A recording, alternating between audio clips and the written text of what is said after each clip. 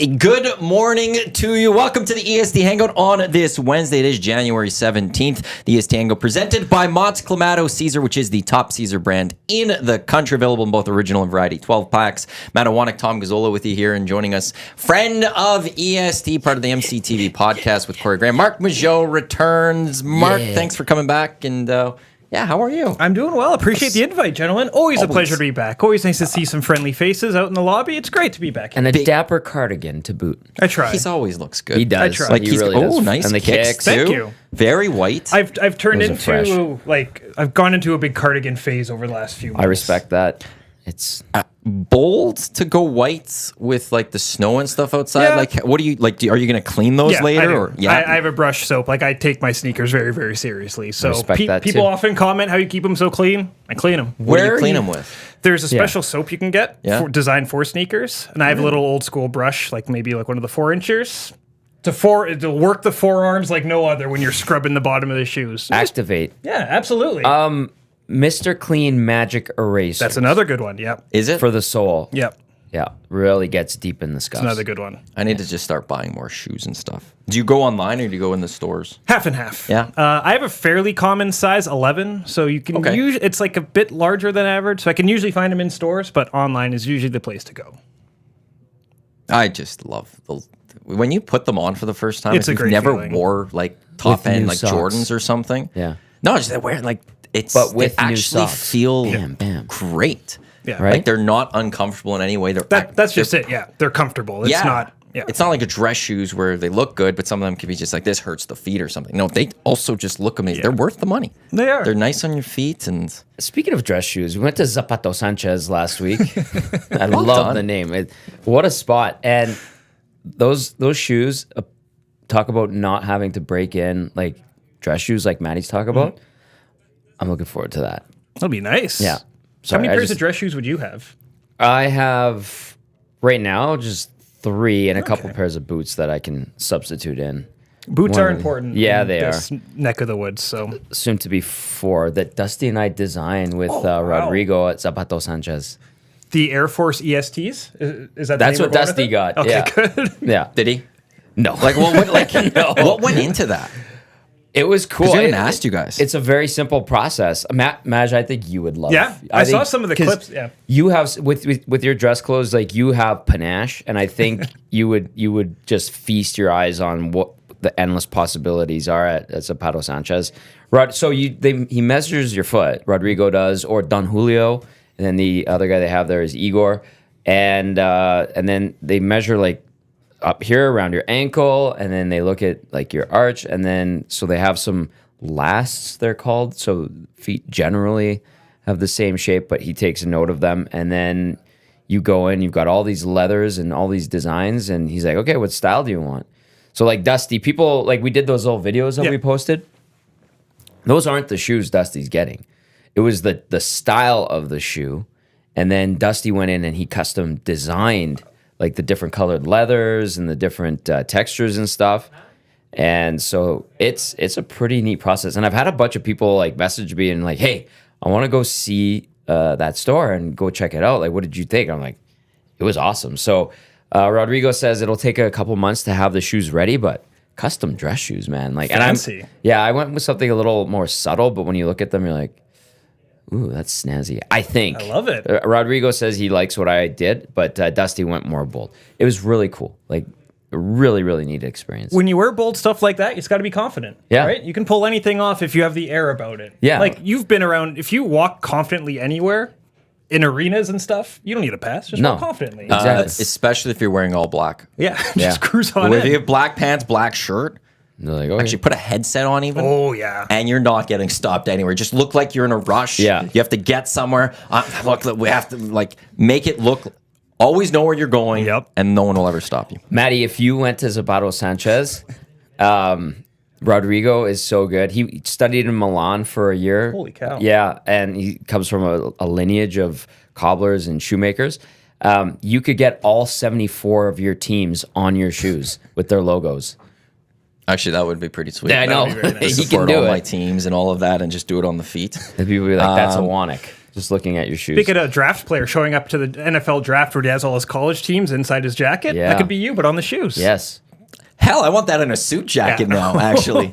A full lining, Yankees, Lakers, Ravens, Manchester United, You. all of that. It'd be great. You. Go you. Yeah. Huskies, or Cougars, not Huskies. Cougs. You can't even keep track of all your teams anymore. I absolutely can. It's only like 7 or 8.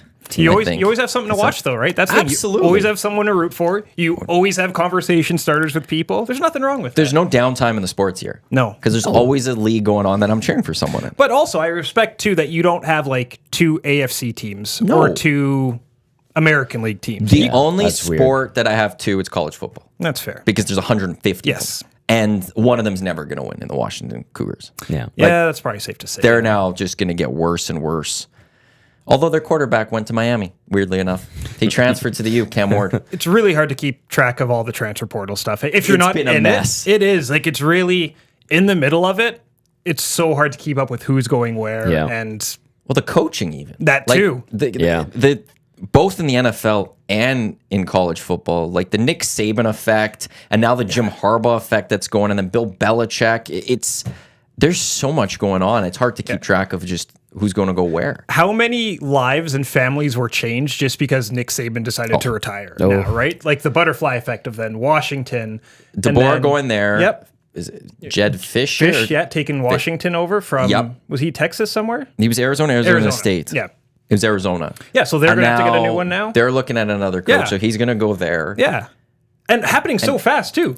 And on top of that, the OC's not returning to the Huskies. Oh, okay. So he's now going to have to take a job somewhere else. Like, it's just all over. Like, just everything that happened because Nick Saban said, Yeah. I'm done. And then, too, when some of these other NFL guys accept gigs, they'll probably be poaching from these guys to fill their staffs. Like, it is truly bananas how fast it moves. And there's a bunch of Bama players, or not, I shouldn't say a bunch. There's been a few who've already went into the transfer portal because they're not happy. Like, well, they're not happy, but they went for Nick Saban. Yeah. So now they're going to open up and see where they're going to go. So now there's the whole transfer portal part of all this that Nick Saban said, I'm done. And they're going, I don't want to be here. Yeah, I saw Colorado already got one of Alabama's players. Did they? Yeah, it was. Actually, I only know this because it was the wrestler Goldberg's kid, Gage No way. Goldberg. He's, I think, a defensive lineman. He's going to Colorado already. So the trickle effect of coaching is wild. And yes, the transfer portal. There's going to be some programs getting some very good players over the next couple of days. That is how fast it moves. You still USC guy? No, I've actually kind of jumped over to Michigan. I know that seems very bandwagony right now, but when Harbaugh got there a few years ago, I like just the Michigan colors. I like that it was Jumpman, like the Jordan brand.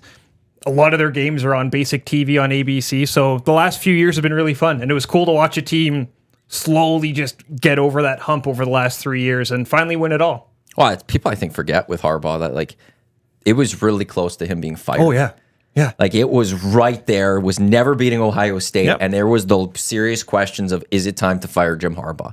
And then since then, it was playoff, national championship. Getting closer and closer. It's wild to think about TCU beating the brakes off them. Well, I guess Georgia beat the snot out of them 2 years ago in the semis. Yes. Then TCU, and then really, I thought Michigan was the best team in the playoffs, and I think they're the best. Like, they should be champions. They should have beat TCU. Because they just came, they had just stubbed their toe so many times. I think it was the opening possession they got to the one and just couldn't punch it in on 4 opportunities. They had so many opportunities, blew it time and time again. I don't know if they would have beaten Georgia that year. No, Georgia was really good. Yeah, but last year they were the best team. And the Huskies were the second best team. Absolutely. Yeah. I'm not, Bama wasn't, Texas was. There was some Bama guy I saw even saying that Bama would have beaten both of these teams. Oh, really? And it's like, well, one of them just beat you the week before. Yeah, that sounds like a Bama fan. Was it? I think it was Marlon Humphrey. Stoff Bobber? No. No, even he knows. Although I was telling people yesterday on the Hangout, like, I would love Bob on the Hangout because I probably would only talk college football with him for 2 hours. It'd be great. It would be a fantastic It would conversation mend with the Bob. friendship. Like, we would build a friendship Is because of there that. is there a chasm there? Well, I don't think we're tight. He was in a very good mood yesterday. That's because the Oilers have won 10 straight. Well, They're about to win their 11th straight. Could imagine. And it's done by his head coach. He stopped. He's like, "Top, I want you to meet somebody." And I was like, "Okay, hi Bob, good morning." He's like, "Meet Sherry Bassin." I was like, "Hey, nice to meet you. Very nice." He was very chipper. Yeah, that would be a great hangout. It's just be college football. I last saw Bob actually at a college football game. It was No way. It was at a Golden Bears game. Oh, okay. I was thinking NCAA. Like, wait I was a like, second. that is a wild situation. We were getting set to call the game. Myself and Doug McLean, fellow Hangout a Hangout member, and about maybe 10 minutes before kickoff, you just felt a chill in the air, and all of a sudden Bob appeared. And it was great. Was he floating? He was. Because whenever he steps on that hallowed ground, he just floats. It was wonderful. We had a great chat. He actually gave me some great feedback. I like Bob. I really do. Same. Let's get him on right now. I would love that. Can we call him? Does anyone have his number right now? Practice is until noon, so get your ass down here, Stop. I do love He'll be Bob. the first Hangout guest on video. I I'll welcome the I video would for love right that. now. Right Yeah. at this very moment, if Bob texts and said, "Put me on," I'll send him the link and we'll put him on video. That right would now. be amazing. I'll make that work. But Good morning, no, guys. Footfield, the stadium Bob built. We'll go with that. Pretty good year for the Golden Bears too. Couldn't Absolutely. quite Great get year. it done, but I know him and Mooner were watching the game out Yeah. in Seattle because that's where the Oilers were at the time. And Yep. that was a crushing one. yeah, that was tough. That was terrible the way it went down at the end. But they'll Yeah. be fired up. They'll go the full Michigan. You hope. Do You it. know, be angry, Well- be frustrated, got close. They're not going to Hold a be stealing grudge. signals. Let's be clear about that. No, They're not no, going to no, go no, full no. Michigan. Yeah, Oh, that would be yeah. amazing. I want that story. Chris Morris and the University of Alberta Golden Bears caught sign stealing. This big U Sport scandal. That'd be wonderful. That's sea murder right That there. Yeah. Who's going to be the guy that we're going to hear about that's at those games? It'll be JMO. The guy who has the U of A polo, who's just on the sideline somehow. No, I hope that doesn't happen moving forward. That would be pretty Shame-o. devastating. I don't think U Sports at that. Well, maybe I'm just. I don't know. Football coaches are insane. I'm not saying Chris Morris is insane, but No, they there are might insane. be someone out there His nickname is Sea Murder. because of what he did in the trenches. Are football coaches, and I mean all due respect to football coaches listening and watching, but are they the most like paranoid, for lack of better terms? Yes. I think hockey coaches can be too. Yeah? Yeah, but I think in general, Maddie's probably right. I think you could sit down with a hockey coach, like during a season, and Yeah. have a conversation. Yeah. I don't know if there's many football. Like they're just insane. Like that. Like I don't think they could focus away from football for a second. It always cracks me up when you watch those behind the scenes shows 24/7. And some poor camera operator has to be at the facility at 3:30 in the morning to man. film the coach walking in at Yeah. 3:45. That always cracks That me sucks. up. James always told a story of like football coaches. They'll think that the other coach is getting at their office at 4 a.m, so they're going to get there at 3:30 in the morning. Yeah, that's right. And then the other coach is going, well, if they're getting there at 3:30 in the morning, I'm there at 3. yeah. And I don't know if like hockey coach. I know like a guy like Jay Woodcroft, I've heard, was an early riser. He got Sure. there early. Yeah. But I don't think it's that insane that like we're getting to the point where hockey coaches are sleeping at the facility like some No. football coaches have done. No. McClellan got there pretty early for the Oilers. I remember that. Tom Rennie used to be about, like 6:15. Same with Ralph Kruger. They get there early for sure. Yeah. Hockey coaches, like you can sit down and have a chat with them casually and it'll seem normal. And then you walk out of the room and you're like, oh, that guy's batshit crazy. You can just tell football coaches, like they have that like twitch and you're like, I don't feel comfortable talking to this guy. Always thinking about ball. Hey? Yeah. Like, always Yeah. thinking about ball. Yeah. Like, have we ever heard a story about hockey coaching being that stressful that guys have to resign? Like, 'cause that happens in like there's a lot of coaches that leave earlier. It's in college, especially, Yeah. not in the NFL, but in college, you had the Urban Meyer leave Florida and then leave Ohio State, and you had Chris Peterson leaving Washington because the grind was just too much. They can't do it anymore. Heart issues. Jim Harbaugh had his health issues for a long time because he was that insane. You don't hear that about other coaches in other sports. Good point. No, the only one that, and I might be incorrect on this, I think Larry Robinson had to step away from the Devils maybe about 25 years ago. And that's a long time ago. But it was something along, maybe it wasn't stress, but I seem to recall a press conference where he was upset, just saying, I can't do this anymore. Like, it's not worth it. And hey, that was 25 years possible. ago. So who knows? But yeah, you're right. You see, there's a lot of probably high blood pressure when it comes to coaching. And yeah, you're right. Urban Meyer's a perfect example. Twice he had to walk away. And I wonder if do you think Urban will come back to one of these fancy gigs, or do you think he's more than content? He's not going to the NFL. I think we know that. I He'll think never be that's back in the very fair. NFL. Why? What happened? I think one day we'll see Urban Meyer back in a college program. I tend to agree. Never say never, right? Yeah. I don't like. The only question is where type thing. What would be left for him to go to? He's done it in the SEC with Florida. He did it in the Big Ten with Ohio State. He's never going to touch Michigan or anything like that. Maybe the LA market.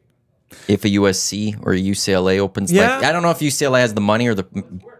It would have to be full money for UCLA. No, I agree. USC would be Lincoln Riley out. because it just didn't go right at all. And maybe he takes over there. Yeah. And USC is paying Lincoln a ton. So I think they're going to try to make sure that goes through first before they start to make any types of changes. Well, some fans want him out already after this season.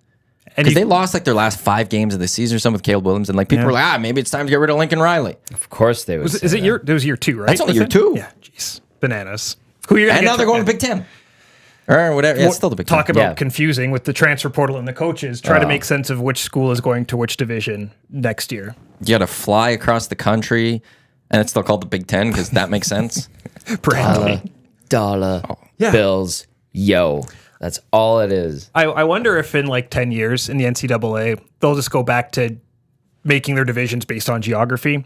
Like common sense doesn't really prevail a lot of the time, but maybe will someone just step in and say it doesn't make a ton of sense for USC to be flying to Michigan to play a game? Did you guys see what Chip Kelly said after the UCLA bowl game? No. What did he say? He spoke about this whole realignment, said it's stupid basically, and said there's no reason that UCLA volleyball is going to go play Michigan volleyball. Right. Yeah. He said football should be separate from this. They That's should fair. take football out of this entirely, create a conference of all the big schools, put them all together, but leave the other sports all in their original conferences. Have the Pac-12 still as Pac-12, just not football. Same with the Big Ten and all that. Because all these decisions are made with football in mind.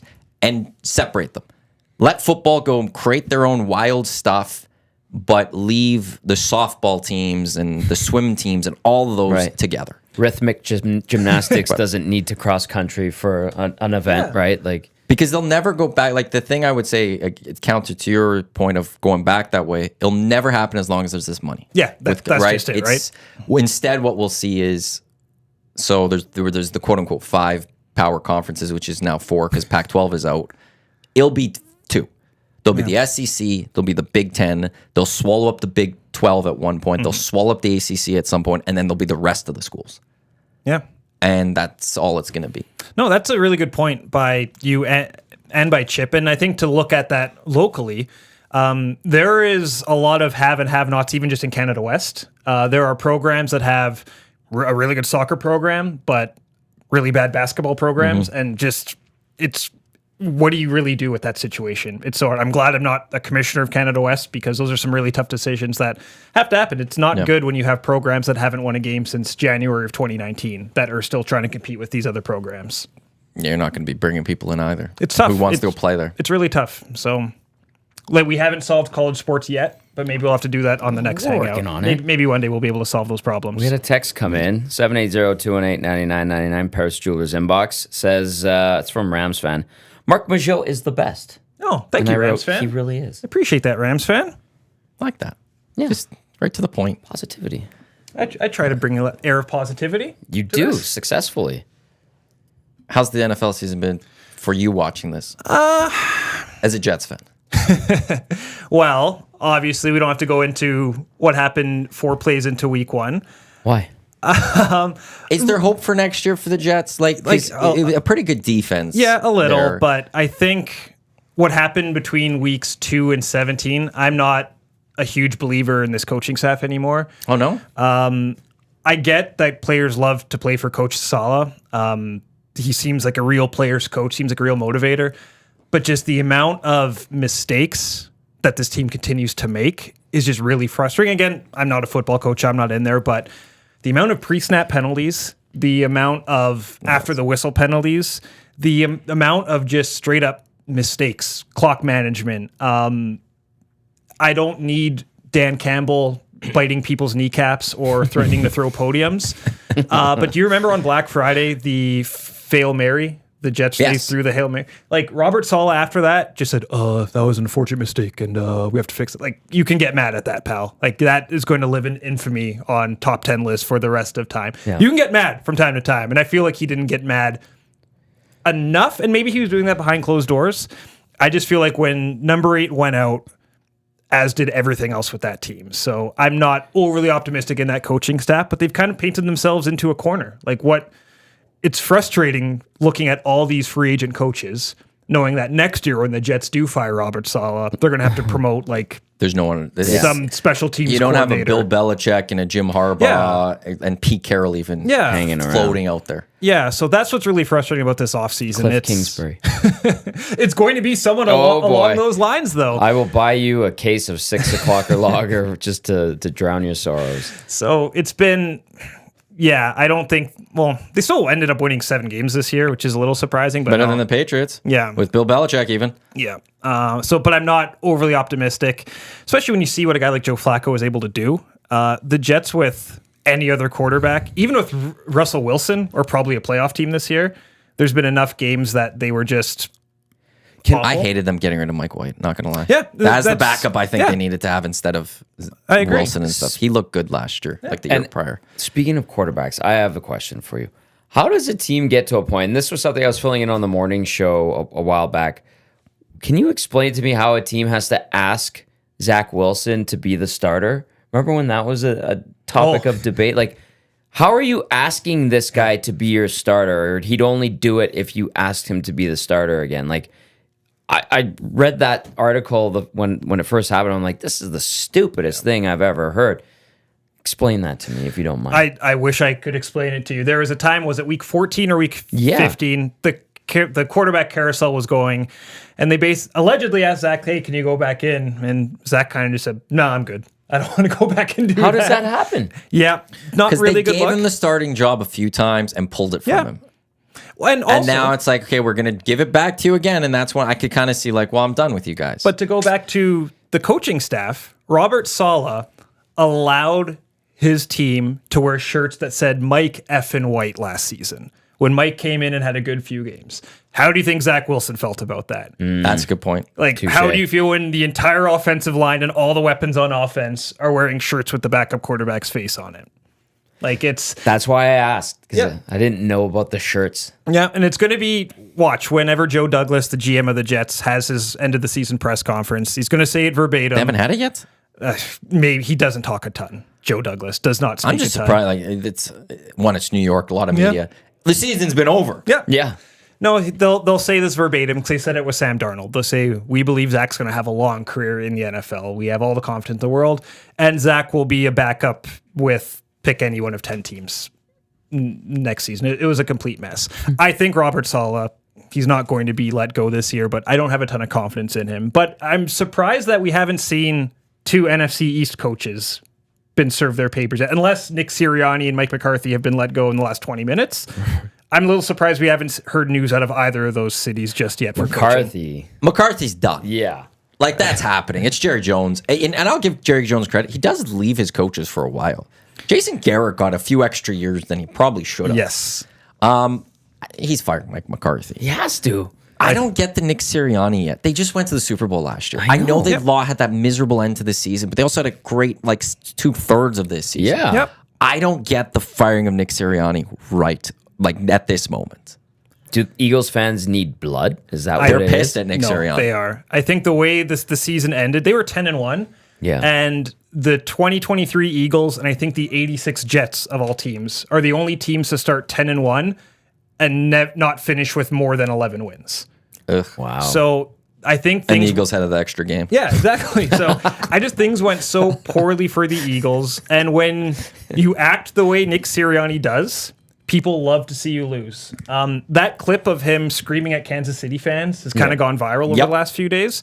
But I think the Eagles really started to crater when their security guard got into it with the 49ers on the sidelines. Okay. That's when I really think they went like peak Philadelphia there. They kind of leaned into the stereotype. Yeah. And when your security guard gets kicked out of the game and gets a standing ovation from 75,000 people, and then you win one more game after that, I think that was really when the wheels started to fall off for that team. What was his name? Big Dom. Big Dom, yeah. Big Dom. Like, who's this big fat guy? That's their security guy. Yeah. Why is he being promoted on or highlighted on the broadcast on national TV? Well, he got kicked out last week. Yeah, that's when I think the Eagles were a little bit kind of drunk with power, for lack of a better term. That was when things really went off the rails. So when you say are you going to fire a coach, who are you going to get that's better to replace him? I think there are options that are better to replace Well, this Sirianni. year there is. Yeah. And the Eagles, they've made quick changes before. They got Chip Kelly out when they realized it wasn't working. Yeah. Hell, they got Doug Peterson out when they thought it wasn't working. That was a surprising one too, because he'd won a Super Bowl 2 years prior. But it kind of worked. Like Sirianni for the first 2.5 years kind of worked for that team. So It's what they're the Oilers. Get rid of the coach and after a couple years, great. and then things go good again, and then get rid of the next one after just a couple. it's really interesting. The Eagles fans do want blood. I Yeah. think they want a pound of flesh. I think they really want Matt Patricia away from the defense. And if you want to talk about how good Bill Belichick was, he made Matt Patricia look good for multiple years. But I think that's both those teams in the NFC East have attractive rosters too. Like the Cowboys have a good team. I would want to go to the Cowboys. I would not want to go to the Eagles. Are we including Jerry Jones? Yes, Because that's something that does hover over the Cowboys. that's why if I'm Bill Belichick, I'm not going there because I don't think he'll go there because I don't see how if you're Bill Belichick, you're going, I'm going to go play for an owner who's the GM, so he has the roster control. Yeah. Plus, he's going to talk to the media every single day. Right. I don't want that. Like Robert Kraft's not in the media all the time. I don't think Bill Belichick wants that. But there's a players there in Dallas. I think you can go win if you're I think that's a good spot for Pete Carroll. Yeah. Yep. Yeah. He could go there and he could go win. Eagles is the other story about the Eagles is it's the locker room's a mess. Yeah. That apparently it's a disaster inside that locker room. They're not a tight group. And so I could see that room, like if you're coming in, it might be a little bit to fix it. They got the players there though. I was just going to ask, is Jerry Jones like end of the line Al Davis crazy already? Or is he beyond that? Or is he still kind of manageable? Like if you got a Belichick or a Carroll or a Harbaugh in there, they could manage Jerry Jones to a certain extent. Well, I think to compare Jerry and Al Davis, Jerry at least is still putting together good teams. They were second team in the NFC in the regular season. Right. And you could make an argument over the last maybe 10 to 12 years, the Cowboys have been one of the more consistent franchises in the NFL. In the regular season. Yeah, in the regular season. That's a very important caveat. But you mentioned the weekly press conferences Jerry gives and the radio show that Jerry hosts once a year. Bill Belichick idolizes Bill Parcells, and Parcells has said the thing he hated about coaching the Cowboys was having Jerry Jones down the hall, contradicting things you say. But Belichick would probably hate that. But do you think maybe there's part of him deep down that says he can talk and I don't have to? Do you think maybe that is anywhere in the back of Bill's mind, saying, let this guy talk and I can just go coach? Do you see how robotic his send-off was? Like, yes. Maddie's debating it, but I would quickly jump in with but yes. it's where does he value that in terms of, is that more important than football control even? Or having to deal with an owner that he then went, because you do still have to speak to the media, where all of a sudden somebody's going to be like, Jerry said this on his radio show today, and Bill has to hear that start to a question. And go, I could see him being like, oh, he did? Well, whatever Jerry says. And then just walk away and be like, that's it. And then he does his own thing. But behind the scenes, he'd be annoyed by it. Because these guys are control freaks, right? Yes. Yeah. And so I just, I see Bill either in Atlanta or LA.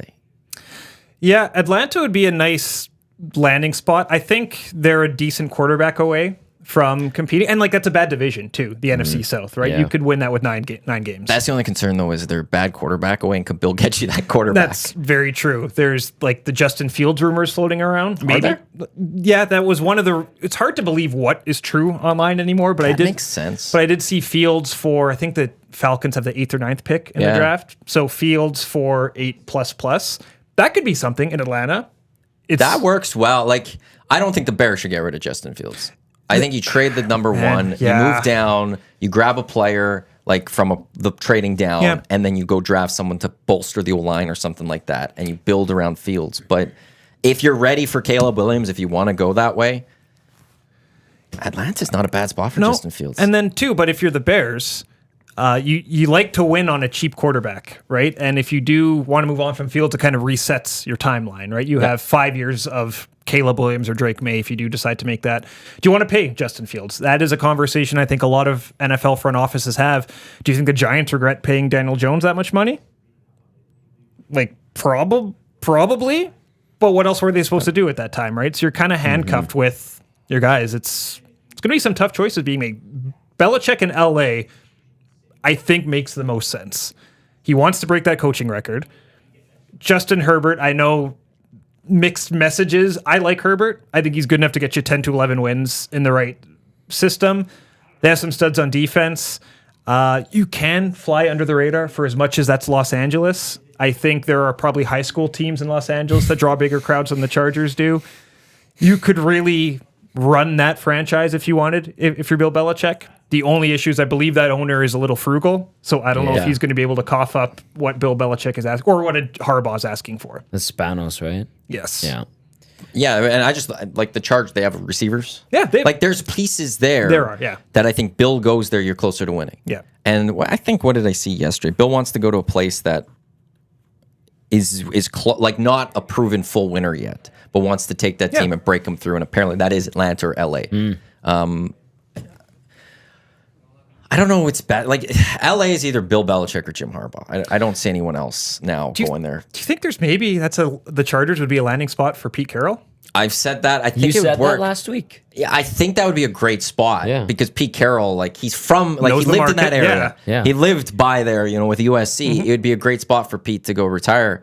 I think if you're the Chargers, taking money out of this, depending on the price tag, I think Pete's number 3. Really? Yeah. You bring in Jim Harbaugh, you bring in Bill Belichick ahead of Pete Carroll. Yeah, Interesting. It's going to be interesting once these dominoes do kind of start to fall. Harbaugh, I think Jim Harbaugh wants to be the guy somewhere, and there's a couple markets where I don't think he would be the guy. Like, I don't think Harbaugh would have full football control in a place like Dallas. Total. I think Harbaugh wants control and also a ton of dough, and I think maybe the location is going to be the third thing. Like, I think they're a mess, but I could see Harbaugh going to Carolina. Just seeing David Tepper just giving him all the money, saying, "This is your now. This is your team." See, where I don't know if I would see that as Michigan could match almost any money. I'd rather if I were Jim Harbaugh, I'd stay in Michigan over Carolina. Like, if you're looking and going, this owner is a mess, he's awful, I'm going to stay at Michigan because they'll pay me the money I need. Yeah. Like, it's there. I could just go win another national title if I can. The only thing I can see benefit is you do have Bryce Young. Maybe Jim Harbaugh sits there and says, I can make this guy a quarterback. Yeah. Is there something with Bryce They don't Young? have a number 1 overall pick. And that's the thing. Anything in Carolina, you're going to have to wait a year to really kind of kickstart your rebuild. I don't recall ever like this much of a carousel with head coaching and good and coaches top end too. coaches. Top end, yeah. Like, again, Pete Carroll's not really going to be discussed much, partly because he's still with the Seahawks officially, but like, he is a Super Bowl winning coach and was great. Yeah, and a name we haven't even brought up too is Mike Vrabel. Oh, yeah. I thought he was going to go to the Patriots. I thought that was the perfect move for both sides to make. But I guess Gerard Mayo had that in his contract, right? Yeah. That he's got a good agent. So, Damn. yeah, I thought Vrabel in New England would have been the perfect fit. I also don't know why the Titans would get rid of him. Yes. Tannehill got hurt, and it's like, I don't know. He's a good coach. I think he made the best with his roster, right? There's not a lot of studs on that Tennessee roster. And again, it's not the strongest of divisions, but no, I agree. That was maybe a misstep. And why would anyone take that Tennessee job? Like, I know it's a job. There's only 32 of them. But in not the a NFL. top end one. Yeah, it's not a top end. We're not hearing Jim Harbaugh on that one because what's the point? No, Tennessee will hire a recycled defensive or an offensive coordinator, like a Steve Wilkes or a. I was just going to say Steve Wilkes. like just one of those names, right? There's Steve Wilkes. Okay. Yeah. He's on a new team every year. Yeah, it'll be one of those hires for those teams. My Ravens have a bunch of players or coaches that are interviewing, and it scares me. Isn't it wild so good. that happens in the playoffs? Yeah. Like, you're trying to focus on what your whole season's been leading up to, and you have to go take a 3-hour break to go chat on Zoom with an About owner. your next job and stuff and leaving, and how great teams could just get gutted with that. So Pillaged. So the Ravens are having a lot of interviews this year. Has that been common? Like, have they lost a lot of coordinators over the last few years? Because that's been a consistent franchise. not willingly in terms or like losing guys because they're taking other jobs. They've made moves on their staff because things haven't fully worked out. Back when they were good, they lost a few guys. Like Chuck Pagano left them to go to Colts. Gary Kubiak left them to go to the Broncos. I don't know who Rex was under. He was under Billick. Yeah. But that was another one that did leave. Yeah, I don't know if he was there. I think he was still there a little bit too, maybe under John Harbaugh. Okay. I think, before he took the Jets gig, because it was Jets then Bills, right? Yeah. Was it Billick straight to Harbaugh? Or is there someone in between? Okay, geez. Brian Billick right to Harbaugh. Wow. And I didn't want Harbaugh. I hated the hire. It was one of those when he got hired, I was like, who the hell is this guy? I don't want him. was a Schottenheimer just got fired. He was special teams coordinator. I'm like, this guy's all, what is this? I wanted like a flashy hire. And now years later, I'm like, this is the greatest thing ever. Like, is he the longest tenured coach or what? Second longest, Tomlin. Oh, yeah, Tomlin would be it, yeah. It's actually, when you look at it, those two now are the two longest. The next closest now is Andy Reid, I think 2013 with the Chiefs, because Pete Carroll is out. And then the next one after that is like 2018 or something like that. Jeez. Isn't there talk Andy Reid might be ready to step aside? Yeah, but we talked about Bill Belichick wanting the all-time wins record. Andy Reid is right behind Bill Belichick. Yeah. And if you look at the Chiefs, that's built in, 40 wins in the next 4 years? Easy. So I think Belichick wants to be the all-time wins leader, but Andy Reid's going to be right behind him. Yeah. To just snatch that record right back from him. So I think rumors of Andy Reid's retirement will likely be a lot more stronger when Patrick Mahomes decides to move on. You don't want to just walk away from a player like that. But man, imagine that job opening. Everyone would want that one. The KC gig? Oh, yeah. You'd have a lot of people. That'd be one where if you got hired just recently, like, damn, I missed out. Yeah, well, we saw it in when guys come available in Major League Baseball. The Chicago Cubs fired David Ross because Craig Counsell became available. Right. Like, I believe they were going to bring David Ross back, and then actually this guy's available? No. So there'll be guys that will certainly back out. We've seen NFL coaches back out of jobs. Remember Josh McDaniels? Oh, yeah. People have backed out never of him, get a job again. I was going to float this to you guys really quickly, and I have a great text because we're going to have to reset a little bit here. All right, the EST Hangout presented by Mott's Clemente, Cesar Iwanyk, Tom Gazzola, Marc Majeau with you here on Edmonton Sports Talk. Going to do that. I love it. I'm always late with that. I don't do it enough. This show's just so hard to get it in because you're just having this conversation. It's hard to interrupt. No. It's just one where it's always just difficult where to like ruin the conversation and the flow to just go, yeah, I'm Matt, he's Tom, he's Mark. But we have to do it. We have to do it, but it's just really weird. Go ahead. All right, really quickly. You brought up Matt Patricia. Is it just me or does he look confused on the sidelines all the time? Whether he was, where was he the head coach? Detroit for a bit? Yeah. I was like, oh, that guy does not look comfortable. And then watching him on the sidelines, especially last week, I was just like, he does not look comfortable. And like the dynamic, I know they took away the play calling from their DC, and I was just like,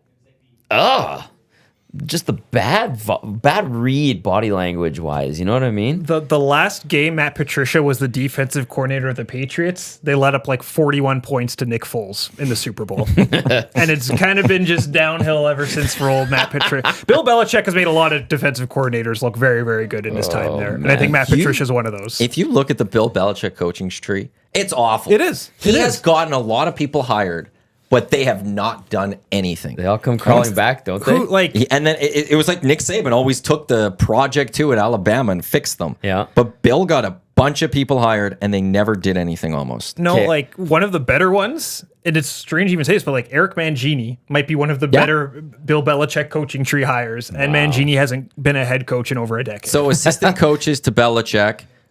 Nick Saban was one, but didn't do it in the NFL. Yeah. Who are some of them here? Romeo Crennel, Charlie Weiss, Eric Mangini, Josh McDaniels, Jim Schwartz, Bill O'Brien, Matt Patricia, Brian Flores, Joe Judge. Jed Fish was under him. Really? Interesting. Brian Dable, and now Gerard Mayo. It's a lot of Alabama offensive consultants that you just rattled off. And there's just a lot like at best. It's like, yeah, they're okay. They had like Brian Flores had a really good year that one year. Right. But there's also a lot like that was terrible. I think there's some guys who worked under Bill Belichick, and just because that's how Bill Belichick gets down doesn't mean that's how you can get down. Right. Look at how many assistants under Coach K that didn't really pan. I know some did, but Coach K had a lot of assistants. That duds. Yeah, the same situation, right? Just because that's how Coach K gets down doesn't mean that's how I can get down. It was one of those where for like Coach K getting up there in years, I didn't know who they were going to get to replace him one day because it was like none of his assistants were doing well somewhere that you're like, he goes away. That's the guy you pluck because he's going to come back home. John Shire's done okay so far, but it's still not fully up there. Okay. This text, speaking of football coaches, comes from Dave in Section T. Says, former minor and high school football coach here. I was an OC and HC for 16 years and multiple teams in a season. I had a system for calling in plays from the sidelines. using signals, which I changed each week. I had an overzealous parent train a video camera on me for a whole game. It was a pee-wee game, 12 and 13-year-olds.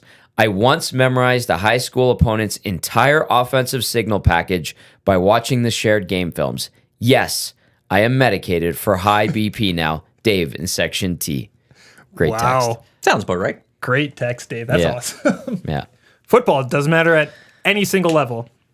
If you're not cheating, you ain't trying. Damn rights. Damn right. Yeah. Give it a try. If you get caught, you get caught. If you don't, you got away with it. Good for you. Who are the best? Like, who's coming out of the AFC NFC right now? 'Cause AFC, I still like. It's hard. I've said it all year. I can't bet against the Chiefs. Yeah. They're not the Chiefs as they once were. They're just there's something a little missing. But at the same time, playoffs and Patrick Mahomes, something's gonna click for them to get it done. That's what I believe. Well, I'm looking at this matchup. I'm like, maybe Buffalo figures it out. And like you talk about the doubt in the Chiefs, maybe this is their window here for Buffalo to slip through. Mahomes, I think, it's 0-0 on the road in playoffs? Yeah, this is his first road playoff game coming up. Yeah, so... not an easy one to go to. So I'm kind of with you just based on history, right? KC, they're the champs until someone beats them. Yeah. But also, like, the Bills are 6-0 since that article about Sean McDermott came out. What an idiot. Yeah. But they do seem... The Bills have a nobody believes in us kind of mentality going right now. Josh Allen... I don't like the Bills just based on a division rival of my team, but man, Josh Allen just seems like Ben Roethlisberger 2.0 minus the sexual assaults. Like Allen is awesome, and there's nothing more terrifying than like 3rd and 8 when you know a quarterback can run for 8.5 yards, and that's what Josh Allen can do. That game, that's the Sunday night. That's game, Sunday right? night. That I think the winner of that game is going to represent the AFC in the Super Bowl. Yeah. I do like the Ravens, but I think the best team is going to be in that late game. Yeah. The Ravens with Lamar Jackson, they've had some really good regular seasons. This is, I think, the second time they won the AFC in the regular season. Lamar still hasn't proven it fully in the playoffs. And that's, as a Ravens fan, I'm worried about this weekend with Texans. Texans are a good football team. I could see the Ravens coming out having a bad start and all of a sudden the Texans finishing this game. Now, the Ravens have a really good defense. Yeah. They dismantled the 49ers. They dismantled the Dolphins, but now seeing the Dolphins, you go, okay, they didn't beat anyone really good this year. So that's not a big one. They won a lot of good games, but the Bills have won a couple playoff games in the past. Yeah. They almost took out the Chiefs last year. They did. They were seconds away from taking out the Chiefs last year. That's just it. The 13-second Bills game, I think, is going to linger over this group of the Buffalo Bills until they get over that hump. I feel like... Although with that, could that hurt them? If they go beat the Chiefs this Sunday... Is that's your Super Bowl? Yeah. We knocked off these guys, and then all of a sudden you potentially are having to go to Baltimore, take the Ravens, and emotionally you can't get up for that. You're just Is that the one thing the Ravens might have as an advantage for them? Where it's if it is the Bills, they're so excited they took out the Chiefs. Yeah, but there's still one more game to get to the Super Bowl. I think that wouldn't be like we've seen that in all sports, right? Where a team spends all their capital getting out of the first and second round. I don't mean to jump on Vancouver Canucks fans.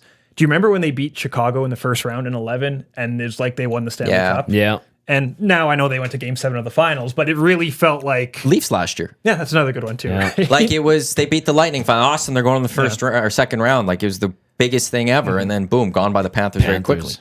No, that's very fair with the Bills. So, but I do think the winner of the Sunday night game, that's the game I'm most looking forward to this weekend. I want to say the winner of the AFC wins the Super Bowl. The only thing that puts me against is that either, like, if it's Kansas City or Buffalo, they'll have had to play each other and play likely Baltimore. Yeah. And the path to the Super Bowl might beat them down, or even the Ravens are going to have to play KC or Bills. Yeah. I don't see that now with the NFC as much. Like, Lions and 49ers, they're on the collision course now, so it's one game really. Could the Lions get past the 49ers? Yeah, I Think so? I think so. I think anything is possible. If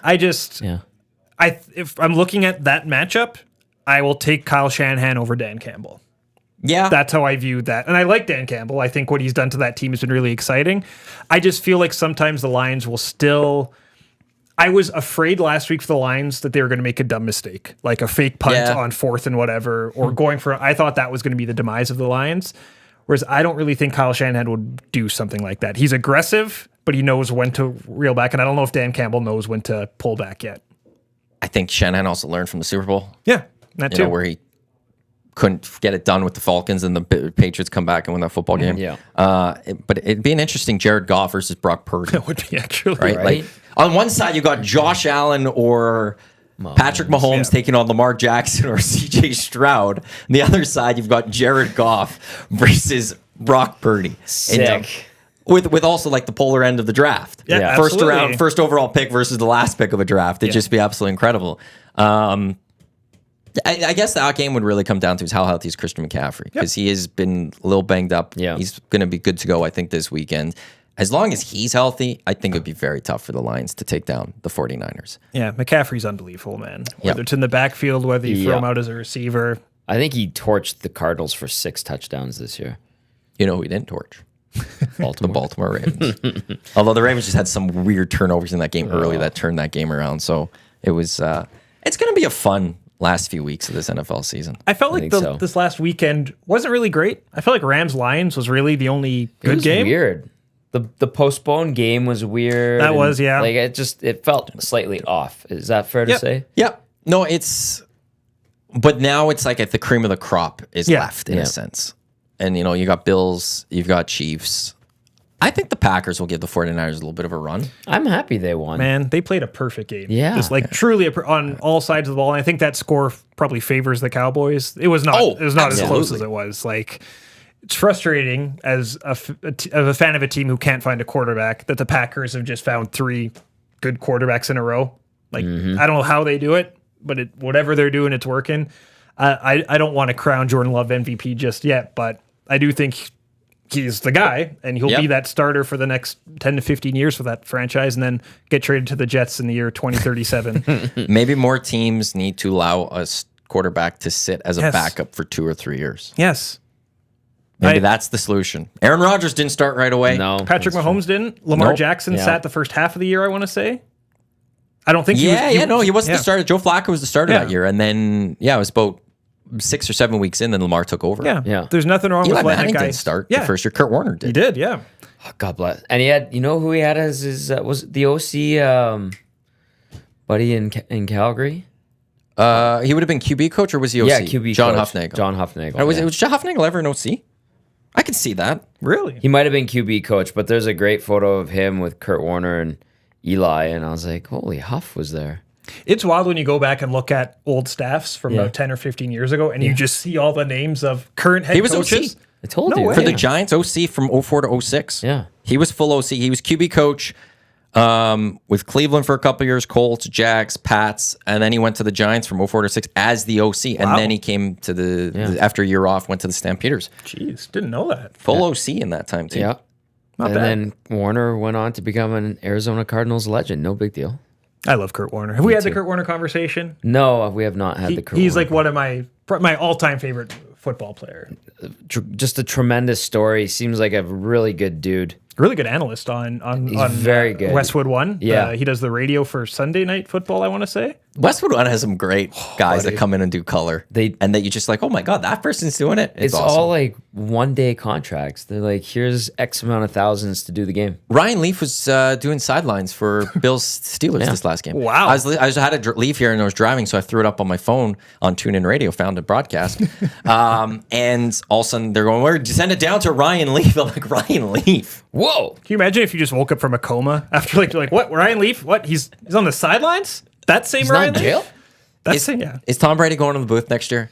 I don't see it. Weren't they saying on the broadcast last week, Joe Buck was saying we'll see him in a booth next year? He's supposed to. Yeah. Scheduled to. to. Yeah, but he's the way Joe Buck said it seemed like it was with confidence. I'm like, oh, okay, he's ready to step in. Like, Well, the contract is signed. Yeah, he was actually yeah. supposed to really do it this year, but they he's pushed it to walked next away. year. Yeah. I don't know. Like, I could see Tom Brady eventually going, I actually don't really want to do this. Yeah, well, like, would he be taking over for Greg Olson? Yes. Like, would he be the? I thought He's Olson. supposed to be number one. Olson's been really good. good this year, man, and I feel he's gotten better every single game. Would it be like I feel like Brady would be better on a panel? I was just gonna say that.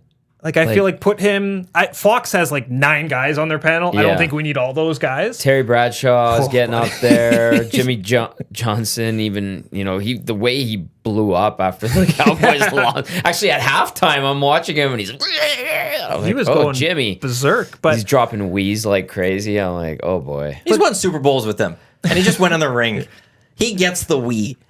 There's not a lot of people that get wheeze in this world. Like, he absolutely gets the chance to go wee on that. I understand that, but I was just like, and then Terry hops in, and I was like, maybe Tom Brady would. yeah, I just think that he would be better than. I just think that would be a better use of his talents. I think. How do we feel about Tony Romo 3 years into this experience? He's worn out on me. I don't like him, and I don't think he's improved. I think he's flatlined he's peaked. Was he talking over Jim Nantz just like I did to you? He'll do that, but also I don't think he ever he still can call a play ahead of time. But I don't think he's ever really giving real analysis after. He's that's a good play there, Jim, and he's just very basic, and it's like, oh, okay, So cool. I wonder if Brady saw that, looks at that, and says, "Hey, maybe I don't want to be the Romo," because I do agree. I thought Romo was really good the first couple of years, but it's just kind of faded into the background. I find at times. So Brady in the booth would be interesting. I do feel that would maybe take away from the game though a little bit. If you have Tom Brady calling the Fox Game of the Week, we're going to have more shots up to the booth than we ever would before. Good point. I just don't recall having listened to him speak about football in a non-press conference setting to know if he'd actually be good at breaking it down too. And you know what? Maybe it'd be better suited with a Manning cast type of situation. As the second. I'll say that. I don't know. I'm going to have him hosting. No, I agree. The Manning cast needs someone to point out the SNL appearances. Peyton was great. Because Tom did it. He did. And it was pretty flat. It was very flat. Yeah. I don't think he has that personality to be a TV guy. That was also, though, peak Tom Brady. Yeah. That was avocado ice cream screaming at gross. equipment managers. That was peak Patriots. I think he's relaxed a little bit. Oh, it looks like there's a lot of stress that's off of his back. Like the Tampa Super Bowl celebration. Yeah, exactly. Where he's wobbly kneed walking into the parade, throwing the Super Bowl, the Lombardi trophy from a boat to another boat. Yeah, maybe he's calmed down a bit. I think Greg Olson's been good, and I would feel bad for Olson if he gets bunted down to the B team, or he'd be a free agent. But he knew that. He did, yep. Because he got bumped up because Joe Buck and Troy Aikman left, but they already had signed the Tom Brady deal. And so, I don't know, Fox... What network is the Super Bowl this year? Is it Fox? CBS. I think it's CBS. CBS, so it's Nance and Romo. CBS. Nance and Romo, okay. I think then... What's the ESPN's rotation? a few years away. ABC and ESPN are a few years because that was the one thing that surprised me at Troy and Joe going there was that they don't get the Super Bowl right away. Because Fox did it last year, I think. And they gave up the Super Bowl last year to head to ESPN. Yeah. And then Fox, I think, will get it again even before ABC will get it for Troy and Joe. But yeah, I think it's CBS this year. Okay. So it'll be... Has Tony Romo done a Super Bowl? He must have. Because I remember the jokes around it saying, "Congratulations, Tony, you finally made it to the Super Bowl." Okay. Right. I have a question about Brady in the booth as opposed to Brady in studio. We're seeing now, and TNT is kind of, I think, set the standard. Yes. Really, with their basketball. It's phenomenal with Shaq and Charles and Kenny. Hockey's kind of followed suit, and TNT has become the best broadcast of hockey. I agree. I have no question or no qualms saying it. It is the most entertaining hockey broadcast from start to finish, in game, at intermissions, pre and post. I'm watching TNT. That's my favorite one. So they've kind of followed suit, and they've got 99 on the panel. They've got Henrik Lundqvist. Then they've got Bissonnette, who's when he needs to dial it back, he can be a good broadcaster. I think Liam McHugh is an excellent host too. Would a Brady, if NFL, I know NFL just does its own thing because it's the NFL, but if you're an executive of an NFL broadcast and you go, well, look at what TNT's doing, and they've got Gretzky, they've got Sir Charles, they've got Shaq. Now all of a sudden we're getting Brady. Maybe he is better suited in studio instead of in the booth, traveling around every week to different cities. Do you think that comes into play at all or no? Yeah, no, I do, but I think you have to surround those people with the right people. I don't think if Gretzky was just one-on-one in the studio, I don't think it would be it's not happening. as entertaining as it is. Those guys coax it out of him. So I think you'd have to find the right mix to put around a Brady. Like, I believe he's close with a guy like Julian Edelman, who does stuff, I think, with Showtime, one of those NFL. Gronk is Gronk. I don't know if you want a full Patriots broadcast, but I think you can't do that. But I think you'd have to find the right people, because that's what I think the TNT NBA broadcast, I think the strongest point is he can get Charles and Shaq. Like, he knows how to push those buttons. Yeah. And on the NHL broadcast, it's the same. Like, you mentioned Biz Nasty. Yeah. They know when to kind of put the screws to those guys. You have to find the perfect host, I think, to pair with Brady to get that out on the panel. I also think just football broadcasts, you want a strong color more than hockey, I think, needing the strong color because they talk more, I would think. Just thinking about the game, color's not going to talk as much until a play is over, which could be a while. Football, it's every play. It's play starts, play-by-play speaks, color comes in. Play-by-play color, play-by-play color. They're talking a lot more. And you want a really strong color guy to be with your play-by-play guy, and why we talk a lot about Chris Collinsworth in the past, or John, but Troy Aikman, Tony Romo, even when he first started, why it was such a big deal is that I think when you're an NFL executive, you want a really strong color guy. More than your studio. That's a good point. And I feel like over maybe the last 10 or so years, a lot of these networks have kind of learned their lesson, man. There was a stretch where they would just put anyone on TV, any retired player, they would just plop on a panel, plop in a booth, and it wasn't great.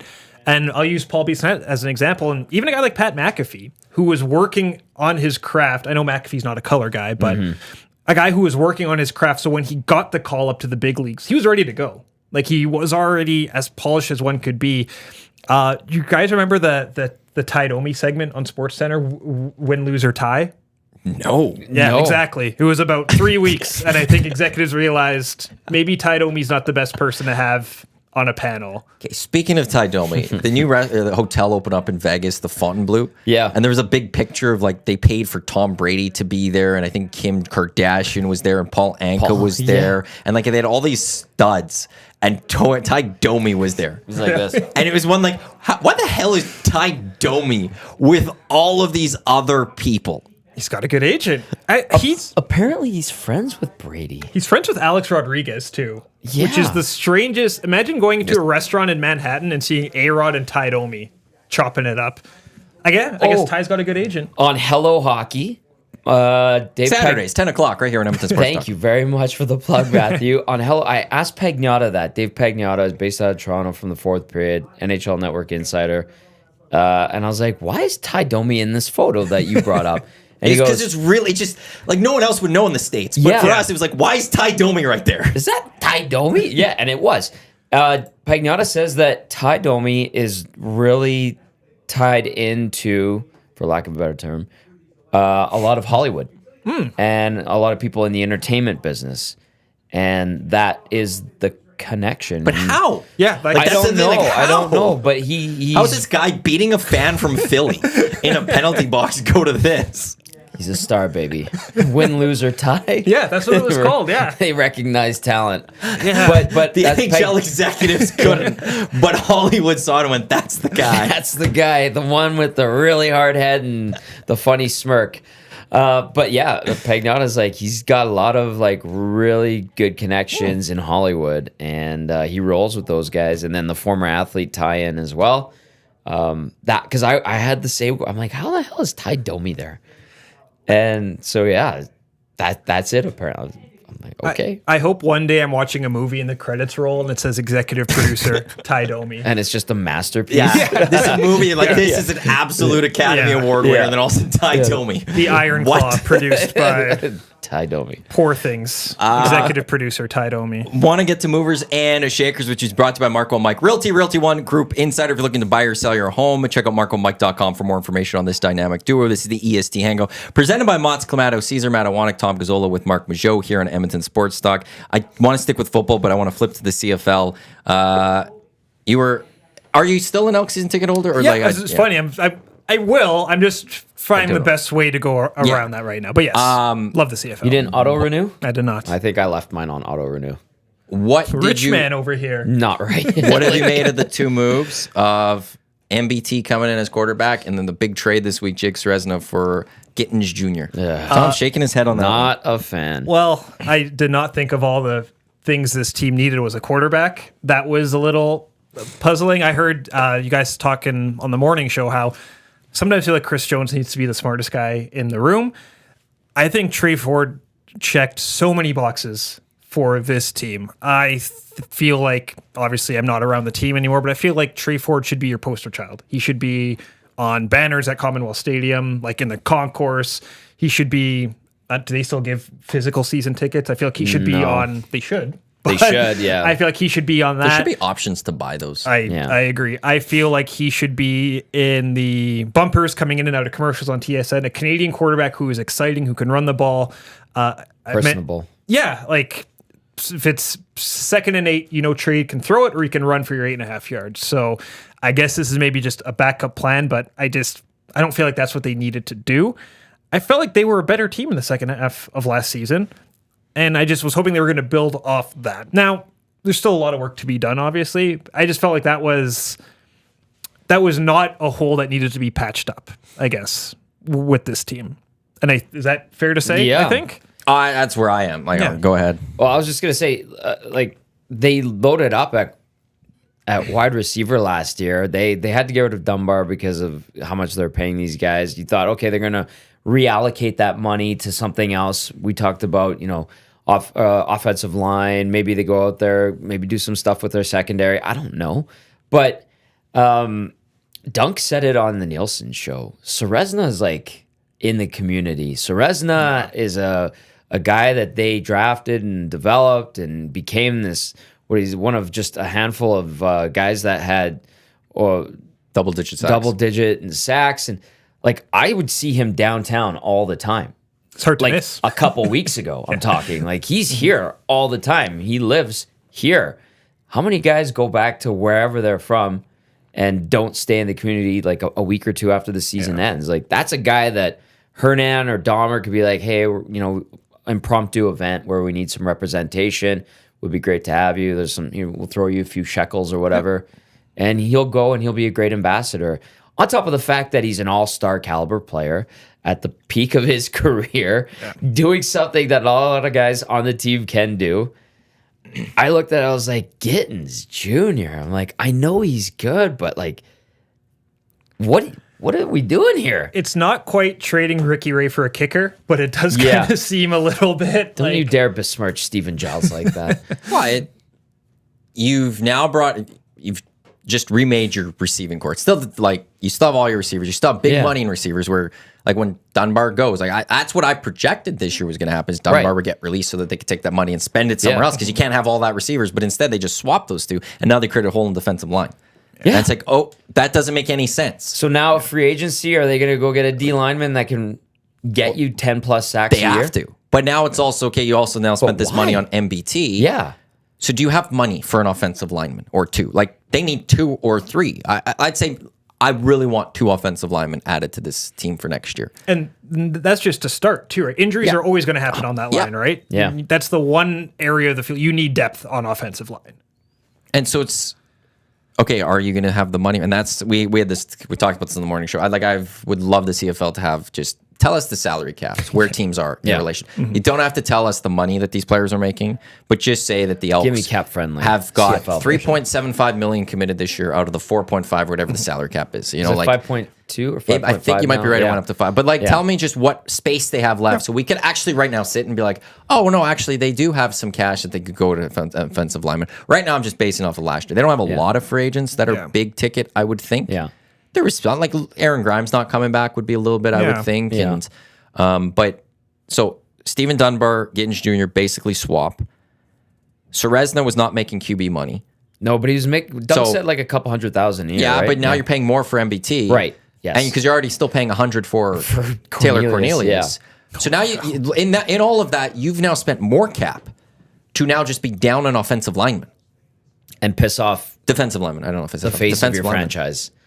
Yes. Yeah. This is great. This is really good. I think Chris Jones is going through a Peter Chiarelli moment right now. This is no bueno. Where he's fighting for his job. He's focused on 2024 to win this season. Yeah. And it's going to have ramifications longer for this team that aren't beneficial. I don't think they're going to move on from Chris Jones immediately, but can they even afford to move on from Chris Jones? He's got 2 more years, or this year and next year. They have to pay him for the 2 years now, because I think his deal was always like, if they got rid of him last year, they would just have to pay him for this year, didn't have to pay him for the year after. So you have to pay 1 extra year. I'll say, I'll go 2 parts. First is, I think it's going to be either Chris Jones or Trey Ford next year. There's no chance both are here next year. No. Wow. Trey Ford's going to walk. I don't see anything Trey Ford in his Trey Ford's time here where he's been given outside of being drafted and then thrown into that first game against BC where Chris Jones has shown full. I'll give also the start against Hamilton and Calgary. Between his middle point of his first year and now, I don't think Trey Ford has seen anything from Chris Jones saying, "I trust you. You'll be the future quarterback of this team." So it'll be one or the other. But also, if there's new ownership coming into this team, I don't know if Chris Jones is going to be That's a good point, too. That's another thing that's just hanging over this franchise right now, right? Is potential. It's weird to say, but new ownership surrounding this team. If you're a prospective owner, who would you rather have, Trey Ford or Chris Jones? I think my first question, if I were a prospective owner looking at last season, I would say, how come it took you so long to put this guy in at quarterback? Yeah. That's my number one question. Because there's the business angle to this, too, where you're right. Like, I felt that this offseason, the number one thing they needed to do was sign Trey Ford to an extension so they could plaster him everywhere offseason and sell tickets and sell jerseys. And instead, they go get McLeod Bethel Thompson, Trey Ford's the number 2 somehow. Yeah. You know? And, For 1 year. well, for 1 year. That's like... Where we could see a situation where McLeod Bethel Thompson does not play well this year. You choose not to bring him back. Trey Ford sitting here going, I don't trust Chris Jones. I'm leaving. And the Elks have no quarterback for next year. Yikes. But it's all about winning this year for some people and Chris Jones. And that's where it's like, yeah, it'd be great to win something this year. Yeah, it'd be nice to see the team win 12 games.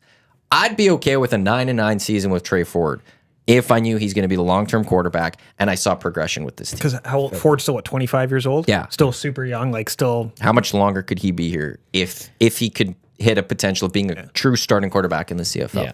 And there's nothing I have seen from Trey Ford so far in his career that says he can't be a starting quarterback. He hasn't. There's not enough of a sample size, right?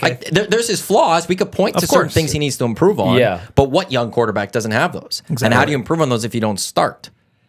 No, exactly. I asked a former Eskimo about that. I'm like, why would they just have no faith in Trey Ford? Is it because he's Canadian? Is it because he's a U Sport guy?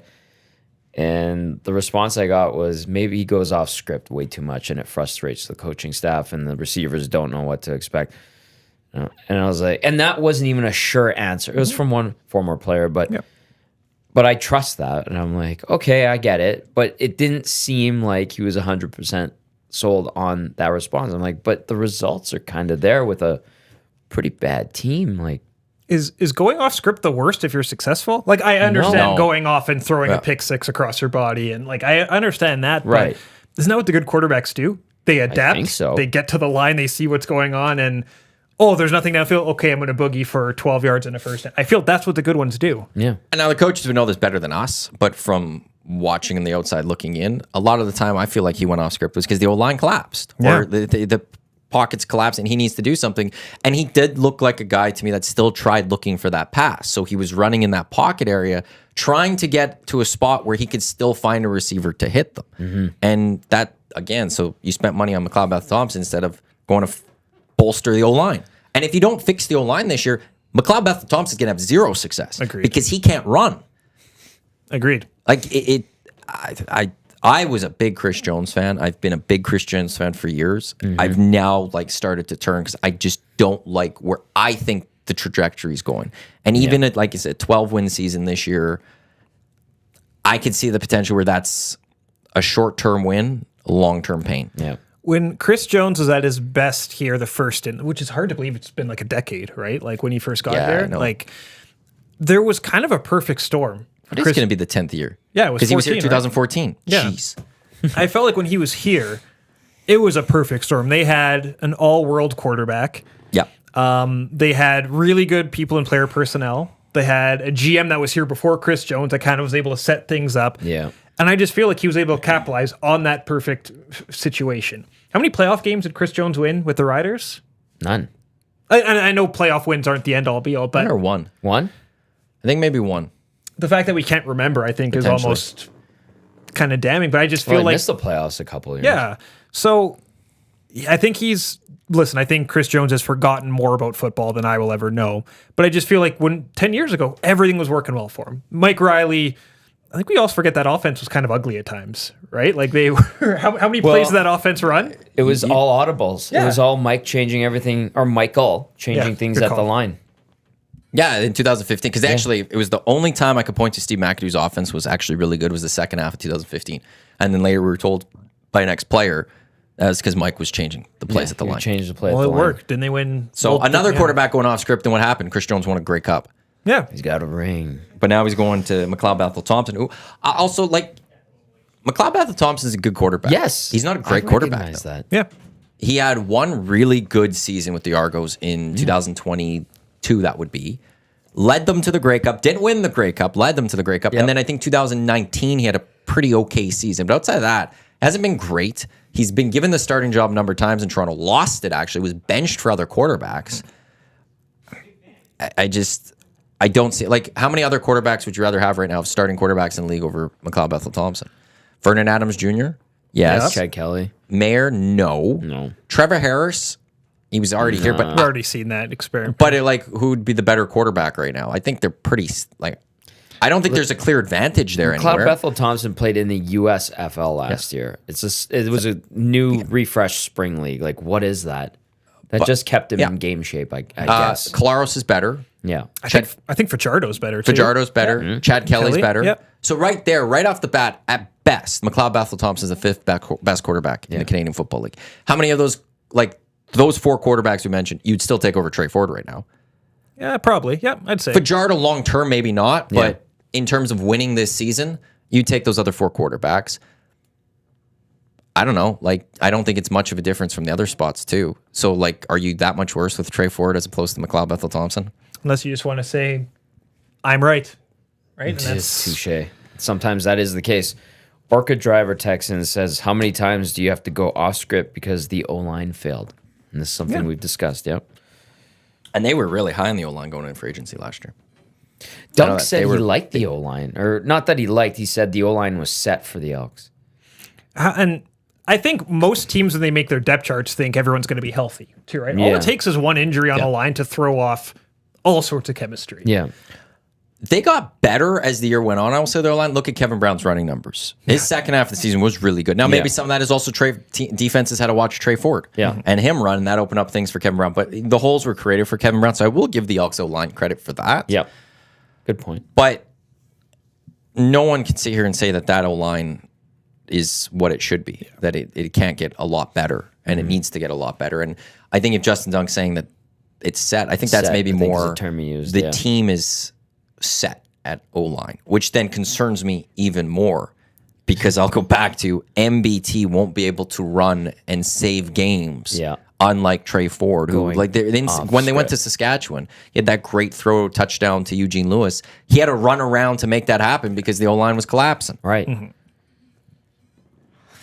I love CFL free agency, but I'm so worried for the Elks. Like I feel like there's gonna be some grave damage. And I go back, Peter Shrelling. He's Peter Shrelling this. So, like right now, I know we can't predict the moves that they're going to make. Yeah.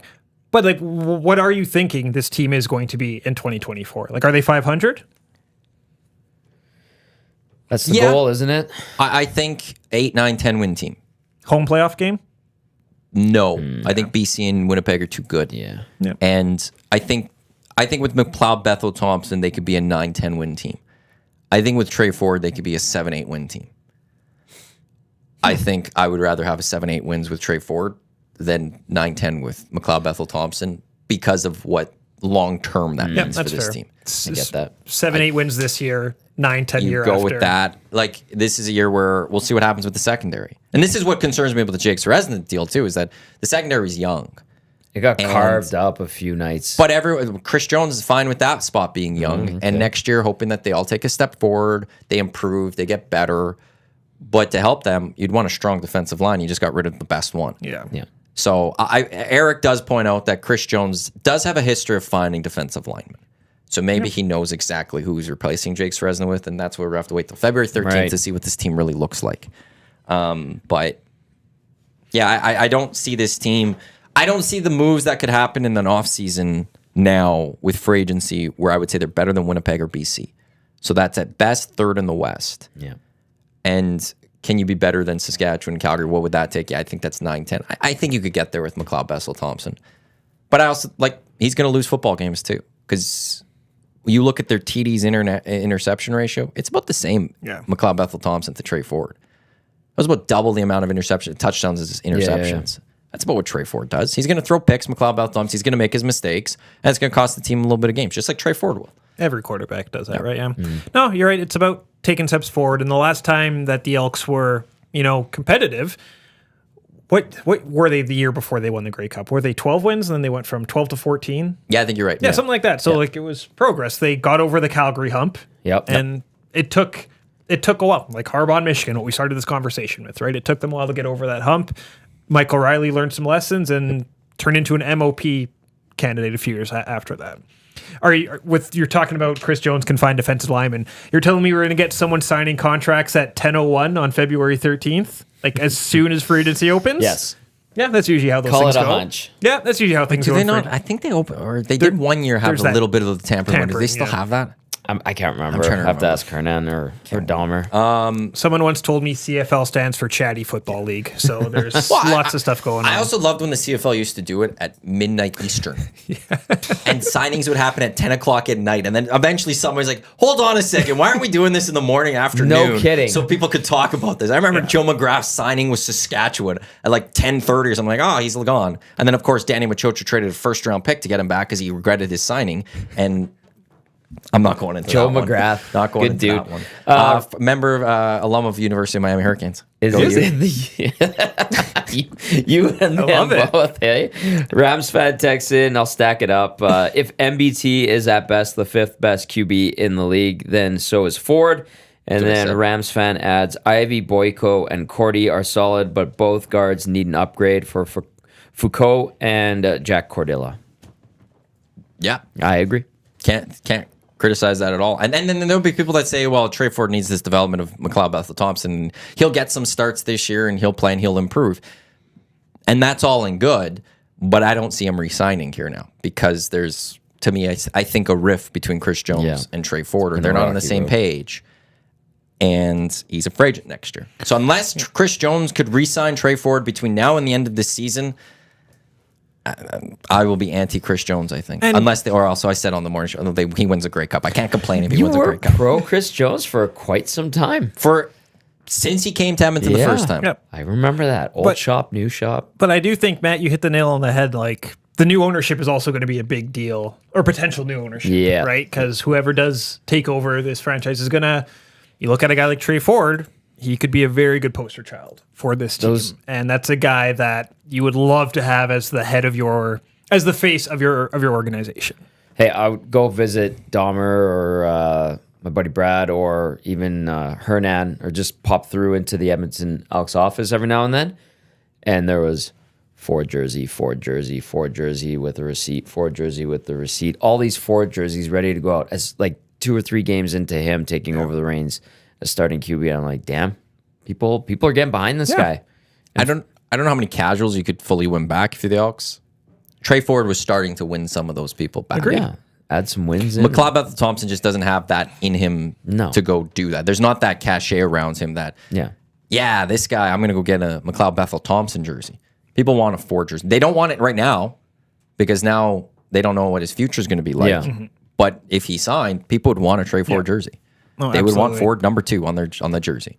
It's been a while since they've had a jersey like that in the stands. And that goes into being a fan of a team and following you. Who's the one, you go to an Oilers game, how many 97 and 29 jerseys you see in the crowd, right? Like you need, has it been Mike O'Reilly? The last time there's been a consistent, he is our guy. Yeah. Let's get behind him. BC got Nathan Rourke jerseys starting to be sold. Like that was starting to happen. Like it comes at the quarterback position. Of course. Totally. Yep. And like, even if McLeod Bethel Thompson does really well here and goes and does amazing things for the next 2-3 years, it's only 2-3 years. Yeah. Like there's not a lot longer term that no one's going to sit there and be like, I want a McLeod Bethel Thompson jersey, because they also see that there's a timeline with him here. It's not that long. And that's just based on age and everything like that. And he's already, before last season, he contemplated retirement already. Right. He doesn't have a long time left for his career, as opposed to Trey Ford, who's 10, 11 years younger. Fans are smart. Yep. And they're smarter than they've ever been, too, with as much information as we can. Despite not having a cap friendly for the CFL, there are still a lot of diehard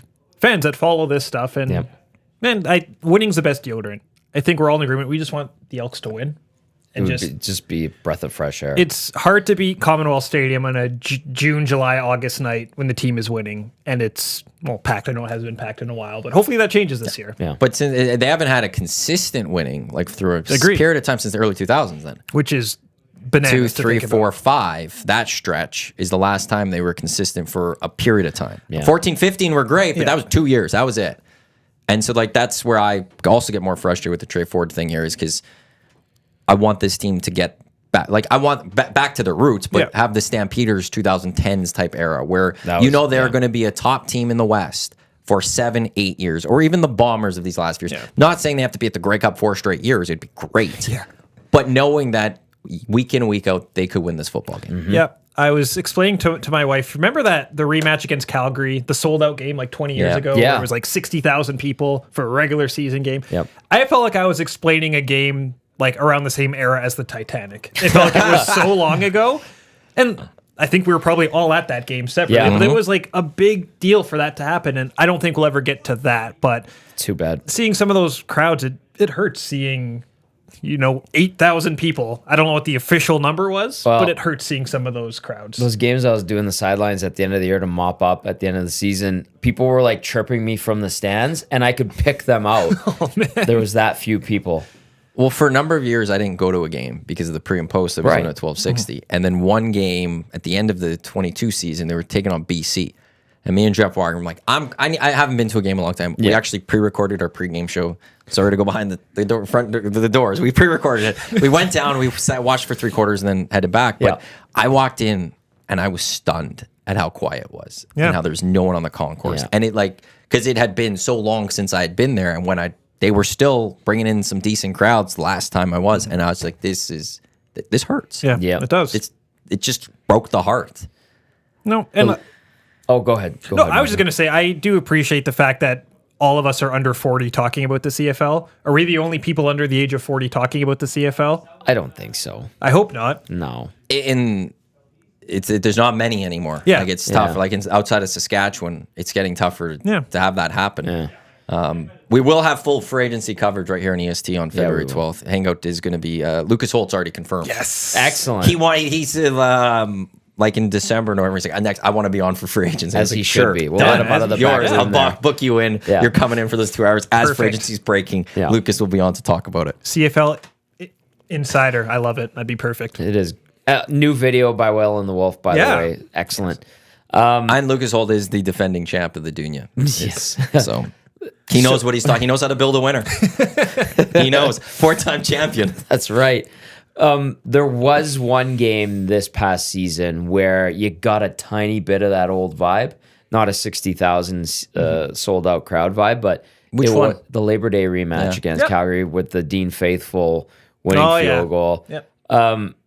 It was a good vibe there, and there was a buzz. Even the home opener with the guaranteed win and the gimmick, and they should have punched that in. It's still ridiculous, but what would the season would have been? If they beat Saskatchewan twice, we're talking about what, playoffs? I think if they beat Saskatchewan that first game, they don't lose the next 8 after that either. I think mentally that just killed the team so much, and it cost them some games after that. It just was the season mentally. Sorry, and anyway, like they beat Ottawa to snap that despicable home losing streak. I saw people crying as I was leaving the stadium. Wow. You see the kids running on the field. That's one thing I'm encouraged by, is that they've done a good job is to get the younger generations kind of interested at least and making those memories. But that Calgary game with the faithful last second field goal for the win, that's what I was like, okay, like this city still wants to get behind this team. And that was 3 and 4. They won, I think. Yeah, because I think they beat Hamilton, Ottawa just before that. Yeah. Lost a close game on Labor Day in Calgary. Yeah. Yep. Came back and won. Like, and all of a sudden things were looking really good. You're like, and then oh, okay. some teams kind of figured out Trey Ford on the team a little bit. But the Toronto-Winnipeg game at the end of the season where they weren't really in it. But BC at home and they were Montreal at home. There's a feeling they were still in the football games. Yeah. Well, the BC one, that was my birthday. Remember that? I think they were getting slapped around pretty good in the first But half. they had a chance to win it. Like, they had the ball or at least tie it. That's true. In the fourth quarter, like, and then they just couldn't get it done. But they had the ball, I think, around midfield or something and couldn't finish it off. Yeah. So it was a one-score game. Yeah. It's not that far away from May. No, it's getting coming there. fast. Yeah. It's going to come very quick. It is. But for agency, less than a month away, and we'll see what the Elks do and how much more Chris Jones could ruin this team. Who is he? Like the head football guy? Like it's his way or the highway? Does he have to report to anyone? Well, he's president of Football Ops, is he not? Yeah. So I there's- think So just he Rick reports to Rick Lawlisher. Lawlisher. Yeah. So basically, Chris can do whatever he wants. The only person that could stop him is Lawlisher. Okay. I would think. Well, Lawlisher would have to go to the board, I think, how it works, and the board would have to approve it. But I think the board would agree with what Rick's doing. Okay. I would So, think so, yeah. Yeah, like, some- that's where I could see Chris Jones saying, like, I can maybe move Trey Ford for a little piece or something this offseason. But I think a Rick Lawlisher wouldn't allow that. Could you imagine if that's the move that they make? I'd be livid. would be- But the reason I don't think it'll happen is right before Christmas, Rick Lawlisher, I think it was the Turf District podcast. Friend of EST. Yeah, I think he was on with them and where he said this, but I know he said it before Christmas that he said Trey Ford's a guy you can market. Trey Ford's a guy you can sells tickets. Like, he had that That's a whole tell. thing, and so I don't think he would allow, when they're trying to sell a team, Oh yeah, to allow a Trey Ford to not be there. that's a good point. So that because I think that would make it much harder to sell this football team. Yeah. I think if you traded Trey Ford for a second round pick or a defensive lineman or something, I think you might have some owners going, so who am I buying? Like, what player can we market now? 36. I don't think Rick Lawlisher Yeah. would allow that. That's fair. If you're buying until this team is sold. Yeah, when you're buying, so I'm just buying a bunch of uniforms. Yeah. basically, Some gym gear. I'm inheriting a lease of a Yeah. stadium and some uniforms. I That's can't it. market anyone. There's no Yeah. marketable. Yeah. Oh yeah, no. Like, I think that would hurt a sale. So I don't that's think fair. that's where I'll say Rick Lawlisher wouldn't allow that to happen. No, that's we fair. won't have a Len Rhodes allowing a Ricky Ray trade Yeah. to happen. Hear me out. USFL solid quarterback. He led the league in the USFL last That's year in great, passing. but it was a glorified spring league. Like, it was the spring league that they rebranded the USFL. I don't know what this United Football League is going to be like with the XFL. There's some hype behind it, but There was hype behind the last ones too. I know. How about the AAF? I always forget about that one. It was is- there. It was a thing. I'm sure you guys get this too, but every time one of these new leagues pops up, I have casual friends that will text me saying, "Is this the end of the CFL?" Like, I don't know. Like, the CFL's been around for a long time, and how many of these spring leagues have, even just in our lifetime, how many of these spring leagues have popped up? There was a UFL Yeah, before. early 2000s. I think Dante Culpepper went there. Ooh. Yeah. I think you're right. Nancy Pelosi's husband was part of running it. Really enough, yeah. They're very rich people. Yes. I guess I could see that. The original USFL, which actually gave the NFL a bit of a run for its money until Trump absolutely submarined it. That's the only successful one there ever. But that was, Yeah. and then he wanted to move it to fall. Yeah. So that's the only Idiot. successful spring league, and that's in the 80s. Really good Yeah. 30 for 30 on that, by the way. Also, fantastic Jeff Pearlman book, Football Small. for a Buck. Oh, yeah. Yep, that one. Yeah, that's so 30 for 30 and the book. Then we had what? So there's one, the first XFL. That's the three. second XFL. Yeah. The third XFL. There was the AAF. the AAF. There was the first United Football League. There was the USFL. There's now this combined UFL, and there might have been one more USFL. No, that was the first. So 7, I'll say. 7. And that's just in the last 20 or so I would years? say Well, since the early 2000s. If you go back to the original USFL, I'm going to take that that's one four. out. So I'm going to Okay, say Yeah. it's 7 since 2000. yeah. And And they've had how big many TV deals, too. How many have hit year 3? Yeah. None. The second incarnation of the XFL, I thought did have some juice going, but then the pandemic hit. So it's Yes. it's like an incomplete if we're grading that. Good. But the TV numbers week in and week out were dropping. Yeah. And some cities had great attendances, some were just abysmal. Yeah. So I that was when the pandemic hit. It was before NBA playoffs. It Yeah. was before the Masters. That kind of window, right? And that window where the March Madness, where we would have seen, okay, would have they been able to compete against those numbers? So where the CFL also really is like everyone thought last year with 2 spring football leagues, it was going to be the death because some of the coaches were talking about it's harder to get talent because there's 16 teams down there trying to take players themselves. Well, now there's only 8 teams. Yeah. So there's 8 teams that have just been dispersed. So there's more players for the CFL. And when you have these 2 leagues now having to combine forces, there's a reason for that. Of course, yeah. Neither was sitting there going, we're good. I think, and I might be misquoting him, but I think that's exactly what Dave Dickinson said too. It's actually easier now to find talent because they're all in one spot and they aren't so spread out. It is hard to beat the chaos of that first XFL. Anytime you have Vince McMahon screaming to start and you have Jim Ross and Jerry Lawler as your play-by-play and color. Yes. You have Matt Van Scourgen getting screamed at in both years. Another really good 30 for 30 is the XFL one. Yep. It's hard to explain just how chaotic that really was. But talk about TV. They were on Saturday nights on NBC. Like they messed up Saturday Night Live. Yeah, like they had everything going for them. And it just didn't work. So I always chuckle when people say, oh, this got to be the end of the CFL. No, I think there's been... Well, I think the network is also keeping CFL afloat right now. That's really, really helpful. 2025, I think, is the last year of the deal, which will be interesting to see. Yeah, that's... If TSN keeps like the full 50 mil, like the number of what the price point is. If we were the president of TSN, would you lock up the CFL again for another deal like that? Because it seems like they really call the shots. Yep. Like it's their league. Yeah. I would because I'm a super fan and totally biased. But I think TSN it gives you summer content. The numbers the are other, really good. you're not getting baseball. No. Because that's with the other guys. So what are you filling June, July, August with? That's what you get with it. And I really like in the summer that they do the Thursday, Friday, Saturday, Sunday, that they've expanded it to 4 days. Agreed.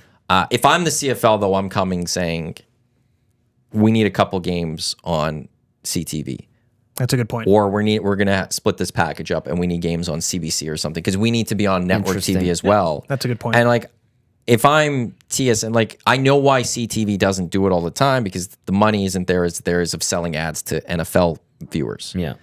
But you're telling me in July and August you can't do the Sunday games on CTV? Yeah. And then do the Grey Cup on CTV? Yeah. One of the biggest TV broadcasts of the year in Canada is the Grey Cup. Agreed. Correct. So you should be able to sell that on CTV in itself for the one Sunday a year where, you're not going to have Sunday Night Football. You're going to have the Grey Cup. Or could we also just move the Grey Cup to Saturday night? Oh, that would be tough. Or you think so? It's... Moving the playoffs early rounds is one thing. Moving our game to the Saturday, where you're now going up against Hockey Night in Canada. That's true. Which is an icon staple of Canadians as well. That's very true. Can we not say screw Sunday Night Football for a Sunday in like mid-November? Yes. Yep. We can do that. I think that's what you need if you're the CFL. You need to go... Anyone should be able to watch this one game. Simulcast on TSN and CTV. I'm sorry. And in the summer, throughout September, October, I get it. I get why TSN would say, no, we're not putting on CTV. There's too much money with the NFL broadcast with their ads versus your ad rates. We're not doing that. But for the Grey Cup game, which does get millions, there's not a lot. The Stanley Cup playoffs don't get more than the Grey Cup almost. Wow. I'm sorry. I do not need to see a Commanders Panthers game on Sunday night. I know that's like far-fetched. They probably wouldn't book that, but no, because at that time they have flexing. Yeah, they have the flexing. There'll be good matchups. But I'm using that as an example. In the third weekend of November, I'd rather watch the Grey Cup game. I'll program for CTV right now and Bell, our former employers. You do throw Sunday Night Football on CTV too. Or that too. Great. Right? Like they throw, I think is it the Thursday night or something goes on CTV too during the season. Yeah. On that one day, Grey Cup's on CTV. Yeah. CTV2 is the Sunday Night Football for everyone to watch. Fantastic. You got 2 channels worth of football for that night. And fantastic. I mentioned earlier how smart fans are. Fans know what time the game starts and where they can watch it. Yeah. We have the benefit. We didn't have to struggle to find Peacock on Saturday for that NFL game. Thank God. But fans will find what they want to watch. And two, I like that idea of CTV, and not just for Grey Cup, but take a look at what CTV is showing on a Saturday night in June, right? It's like Iron Man 3 or it's a Harry Potter movie from 20 years ago, you could probably live without that and just throw something on a simulcast. So I think that'd be a really smart move. I hadn't really Throughout thought the about. summer, one game a week or something, or even once every couple weeks. Throw it out there somehow. Yeah, you have it. Or like, was it CBC took over around Labor Day? Correct. That's Always. when they would Yeah, start. Labor Day was the start of the CBC. Yeah. They were starting the CBC, and that's where I found the CFL though. It's like, if TSN can't give that to me, I'd give them a lot of it, but I'd be like, we got to sell some sort of primetime game to CBC or Global or somebody if somebody would want. Would it. they do Rogers even? That's I'm always so intrigued by. Here's the thing. Well, Palado buying the Alouettes. Yeah, He's part of TVA as well, right? Correct. And there was already some discussion about him getting games on TVA. I think it was regionally. I could see that. I wonder if he can create the fissure that gets them to start to look towards other broadcasters. Well, I'll go back to something James Duthie once said on the show with JMO back when, because MLSE didn't buy the Argos. It was Bell and Larry Tannenbaum, 2/3 of MLSE, that bought the Argos. And then the year later, Rogers jumped in and MLSE bought them as a whole. Right. And it was, why is Rogers getting in now? Why didn't they get in the first year? Why did they get in the second year? Duthie opined, like thinking, well, one day the CFL will add a 10th team, which means there's a lot more games. And one broadcaster probably can't do 5 games in a week. Yep. And is that when Rogers might be a little bit interested in the CFL? So if there is a concrete 10th team coming, does that make Rogers sit there and go, yeah, actually, even though we have the Jays, we would like to get one game or a part of this? Why not on a getaway day, like Thursday when the Jays play early to fly the next They got city, so many you know? channels. Like, Yeah, that too. you know, That the too. Jays generally is on Sportsnet 1 or whatever it is. Yeah. On 360, you could have the CFL game on the Saturday. or whatever. Fantastic. Is that why, like, I still always go back to, why did Rogers jump in late? Yeah. They didn't do it right away, but after they said, we want in. Why did you want in? Good point. I still don't get that one. So maybe that's what it is. I just want Chris Cuthbert calling CFL football games again. Yeah. That's why I was Him and dangling Dusty. for. Nothing against And- Rod yeah, Smith. actually, Cuthbert Dusty too. calling East, Dusty calling West games. Yeah. I love it. Oh, How Be about Dusty? great. Could you imagine? Like, Dusty's already running ragged on weekends, like flying through Vancouver to get to Regina and stupid crap like Yeesh. that just to make the game. But, like, yeah, it's already a stretch for those guys to make. right. Yeah. I know they incorporated Marshall Ferguson more, but yeah, if there was a Even the partnership panel there. having to sit and do 5 games in a weekend. Oh, you could tell they're Spread out? tired. Yeah. Yeah. Like, that's just where you would have to have somebody else doing those extra games in the week. And so who jumps in for that one? And Yeah. so we'll see how that goes. You have a text? Yeah, good text came in from the rookie. I'll sneak it in really quickly. The rookie says, guys, fun fact, when I went to the Heritage Classic, I sat next to a couple from Alabama. The guy was wearing a Crimson Tide jacket. She was wearing a Tampa Bay Lightning jersey. Ooh. So naturally, I inquired and started up a convo. Huge hockey fans that go to a lot of outdoor games, but they are also CFL fans, specifically Hamilton. Blew me away. Signed the rookie. Jeez. The Crimson Tide have a hockey team. Do they? It's a club. Yeah, those NCAA. It's not, I have think club they're the Frozen Tide. They call themselves, That's awesome. which I really like. I just love that. That's That good. Bama has some sort of hockey team. It was like when I ran into the kid that played for the OU hockey team. He was a Sooner, and I was at Collingwood Arena playing a men's league game, and I was wearing my OU hat. He's like, "Hey, you go to OU?" I was like, "No, I had to live there for a bit." And he goes, "I play for the hockey team." I was like, "Nice, you keep playing." Yeah. He goes, "Boomer Sooner." I'm like, "No, Boomer Sooner." When we're talking NFL, I should have done this at that time if I was a better host. Super Bowl reminder: Century Casino Sports Bar and Lounge, EST. We will be there. So Yes. if you're looking for plans for Super Bowl, Century Casino Sports Bar and Lounge is the place to go. I think under $10. Thank you, Eric. Just confirming. Eric's the mayor. It's the same as the Oil Kings though, but menu items under $10 at the perfect. Century Casino Sports Bar and Lounge. So come join us. We'll have some prizes to give away Yeah. as well. And maybe it's something like Bills and Lions. Eric wow. versus Dusty, and you get to watch the two of them go at it live. They will in have a person. fight at halftime. How amazing would that be? Yeah. MCTV, Yeah. you and Corey have your podcast, which people can catch live right here on Edmonton Sports Talk, Mondays at 7, Fridays at 7 as well. Yeah, both at 7. You guys just dropped one on Monday. Yeah. Kind of getting caught up back in the swing of things. Now that the strikes are over, now that award season is kind of in full swing, there's lots of stuff to chat about, which has been really fun. Have you guys, so you've talked about Golden Globes? I'm assuming, or have not A really? little. We record on a Monday afternoon, so we kind of miss a bit of the Golden Globes and the Emmys. But it was the Well, yeah, Emmys would be the one now. Yeah, I'm assuming for the next one. Speaking of that, Joe Coy, like, did you and it's Corey get into that a bit? no, but hosting award shows is very tough. Yeah. It's very tough. I thought Anthony Anderson did a good job at the Emmy Awards with what he was kind of given, but like no one's watching those shows for the host. No, right? yeah. More just You kind of just have to crush the monologue. yeah. And there's a lot of pressure on that monologue. Yeah. So Jimmy Kimmel's doing the Oscars this year, and I know he's working very hard at that. But hosting award shows is very, very tough. Yeah. The Golden Globes, if anyone has to host the Golden Globes, you always will live in the shadow of Ricky Gervais. Yeah. Straight up. We'll all go to the Ricky Gervais Right. of making the people uncomfortable and mocking them and ripping them and how great it was. It was hilarious. The Globes are also tough because it's like the lesser tier of award shows. Also, everybody's drinking at the Golden Globes. So you're trying to basically host a drunk dinner party for 3 hours. And once your category is over, you really start knocking them back. So Yeah. half the room is in the bag, an hour into it. You're trying to keep it moving. It's tough. Any surprises with because what we've seen is The Bear Yeah. and Succession basically dominate. I don't think those are really surprises. Those are all the shows people talked about. White Lotus was a show that also kind of did very well with the awards.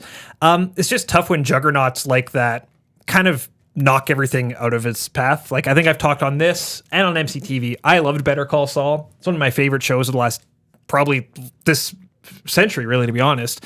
53 Emmy nominations, 0 wins. Wow. Oh. That's only because it went up against Succession. Like no one was beating. When you watch the nominees at the Emmys, I think best actor in a drama, 3 of the nominees were from Succession. Like you're just not going to beat that. And there's always one show that kind of sucks up all the awards. It was Game of Thrones for a while. It was Sopranos for a while. It just kind of takes away the oxygen from other shows, which can be a little tough. As great as it was for HBO for their run of people that watched it from House of Dragons to White Lotus to Last of Us to Succession, I felt bad for some of those shows because, as Pedro Pascal and Bella Ramsey, like you deserve some sort of award. Yeah, exactly. But you're not getting one because Succession is about to play. Yeah. Exactly. And when Succession comes out, they're going to destroy you. I'm also glad Kieran Culkin was the winner. Yeah. Like he had. I was thinking it was going to go Jeremy Strong just because of the history of him. But when I was thinking back to this, he's like, no, Culkin had just an amazing performance in season 4. Yeah. Spoiler alert. He speaks at a funeral. And like, I think that when he breaks down on the podium, I think that was when everyone kind of That's a good realized, point. oh, this is probably his award. Is that a show that you've been watching? I've never seen it. Okay. It's, I'm bad for that. you watch, it's like 10 episodes a season. So it's very digestible. Yeah. I don't think it's bingeable. I think they but- did 39 episodes. Yeah. I think Yeah. 1 year was 9. Yeah. But I completely missed the boat on Succession. to jump in, it's a fun show. But I agree. Watching Kieran get that and like watching him accept awards, it's like Roman Roy is Yes. winning those awards. I've seen some highlights of him on the red carpet and stuff, and it seems like that was his character outside of maybe some of the absolute darkness I feel, of Roman Roy. I feel like all those actors on that show are really just playing themselves with the volume turned up. Like there's a lot of stories about Jeremy Strong, who plays Kendall. He's a strange cat. I don't think he and Brian Cox, the actor who plays Logan, they didn't really see eye to eye. And There's clear beef between them. and Brian Cox is pretty vocal with his thoughts on Jeremy Strong. Hearing the music again of Succession as they kept winning awards, it made me sad that there's no more Succession I know. coming, right? Like, it's just like, I wish there was one more season. But now I'll have to sit down and rewatch it once again because it was so damn good. My wife didn't watch it, so we're watching it again for the first time. Or she's watching it for the first time. It's a second go around for me. But it was a great season, but I think the fact that it's the last one also means that, okay, we have to give them all their flowers now. Even though we've been giving them their flowers for the last 3 years, we're never going to see these characters again. One award they didn't win for, not surprising, but also like, I could also say like, they could have won it, was a musical score, I think. Yeah. I think White Lotus won it. And it was one like, the Succession piano. Nicholas it's just Bertel. iconic. And the last scene and the music he had of everything that was happening. It was just brilliant. But White Lotus's music was also just, it fits the show so well. It was part of the show, right? Part of it. If Kieran Culkin's winning like these major awards now and being recognized for how good of an actor is, doesn't make you think how great the cast of Scott Pilgrim versus the World was. Yeah. Yeah. My God, How many yes. award winners? Yeah. You have Oscar winners. You have Emmy winners. Yeah. And it was just a fun little movie Yeah. based out of Toronto. And they came back they all voiced themselves in the animated series. Did they really? That's on Netflix. They all came back. They Brie all had, Larson. Yeah. They all had a good time making that movie. Amber Chris Evans. Plaza. Amber Plaza. Anna Kendrick. Yeah. Yeah. It's a talent we were talking about. I forgot Kieran Culkin's in that one. Yeah. Yeah. You know, when you look back on old football coaching staffs and you see all the head coaches, that's what Scott Pilgrim's like too. It's like a salary cap roster on that movie. Very impressive. And you're right, like full Canadian, because it's a second cup they go into. Yep. And they pay with Canadian money and Yep. stuff. And it's just like, oh, that's weird. It was a fun movie. And you look at that cast now and you're like, wow, megastar, genius, brilliant. Like, Major cult following for that one. yeah. Absolutely. Yeah. I think it's on Crave right now if you want to watch And it. the new animated series on Netflix is really good too. It's it? not just a straight rehash of it either. It's they kind of cool. go in a different direction. Is this the thing that they voiced that you mentioned? Yeah, they're all back in it together. So it's a show. yeah, it's 10 episodes. way. And they've already kind of said we're not going to do season 2 unless we want to do season 2. So I was always a big Anna Kendrick fan. And now she's getting into like huge directing and stuff. The smart ones do, it seems like. yeah. Yeah, producing and directing. I haven't had a chance to ask you about the Frozen Empire trailer. Oh yeah. I think I talked to a couple of people, but you're not one of them. I'm very excited about Ghostbusters Frozen Empire. I don't get to talk I pop know, culture. It sounds just awful. But no. I talked to a lot of people, but I never chose to Only a talk couple. to you. Only a couple. that's fair. But I need to hear Majeau's take on what we expect from the next iteration in the Ghostbusters canon. First, it is completely bananas that the original Ghostbusters turns 40 years old this year. Yes. That is completely bananas. And the fact that guys like Bill Murray, Dan Aykroyd, that they're in a sequel, I know there's been some since, but 40 years after the original, I think is very, very cool. I love the slow rollout of Frozen Empire. I love how it comes out in, 2 months? Yep. And we haven't been bombarded with posters or trailers. It's like a big scale movie that they're treating like a small scale movie. Yeah. I think they know they'll have their built-in demographic. I really liked Afterlife. Same. I thought it was a really enjoyable movie. Same. I'm not a person that says it ruined my childhood, or that I guess that was the Ghostbusters from 2016. I liked seeing those kids in it. It felt like Stranger Things, just with Paul Rudd kind of running around. Right. So I'm excited for Frozen Empire. It's a few weeks ago, we did our list of things we're excited for in 2024. And both Corey Graham and I said Ghostbusters Frozen Empire is something we're really, really looking forward to. I love it. Jason Reitman he has basically taken the essence of the originals from his dad. Yeah. R.I.P. Ivan Reitman. And then to have, they just showed Bill Murray, Ernie Hudson, and Dan Aykroyd in the trailer just to be like, these guys are back. Yeah. And then Patton Oswalt's in it. Yeah. Oh, it's super excited. Yeah. I'm glad you're the right guy to bounce that. Yeah, no, I'm looking, and just too, like that poster's cold as hell, man. Just the Ghostbusters logo, Frozen. And a very new cool. concept, a new villain. Yeah. Yeah. Who'd have thought that 40 years after the original one that they're still cranking out and they're still fine. They're entertaining. Yeah. I can't wait for that one. Thanks for coming in, Mark. We didn't talk Juan Soda. That's, yeah, I know. We'll do we that have time. next We'll time. do that when it come in for Yeah. Spring training still. Oh, no, Pitchers and catchers, like 2 weeks? I think less than that, man. Yeah. It's the shortest off season in the world. Totally. They report right after the World Series. No, thank you so much for having me, guys. It's always fun to come and chat. Nice to see some friendly faces again. And I appreciate having a vehicle like this. We'll do it again, and we will talk Juan Soto about Perfect. that one. He's Marc Majeau, MCTV podcast, him and Corey Graham. Where can people catch it besides here? How could they follow it along? MCTV podcast on X is probably the easiest way. There We we got go. links. MCTV podcast is the best way to find us. So EdmontonSportsTalk.com. Click shows. There's also a link for MCTV That's it. there. We play it Monday, Thursday, 7 o'clock. Edmonton Sports Talk audio stream. That's it for the EST Angle presented by Mott's Clamato Caesar. Up next, it is the Lock Shop. Huss is back from his trip to Kansas City. Him and Dusty will be on. And then at noon, it is the oil stream. Tommy's back with Dusty to recap the Oilers' big win against the Leafs yesterday as they won 11 straight. That's all to come here on Edmonton Sports Talk. Thanks for tuning in to the Hangout. On behalf of Tom, Mark, I'm Matt. Enjoy the rest of your Wednesday. Enjoy the Lock Shop. Coming up next in just minutes.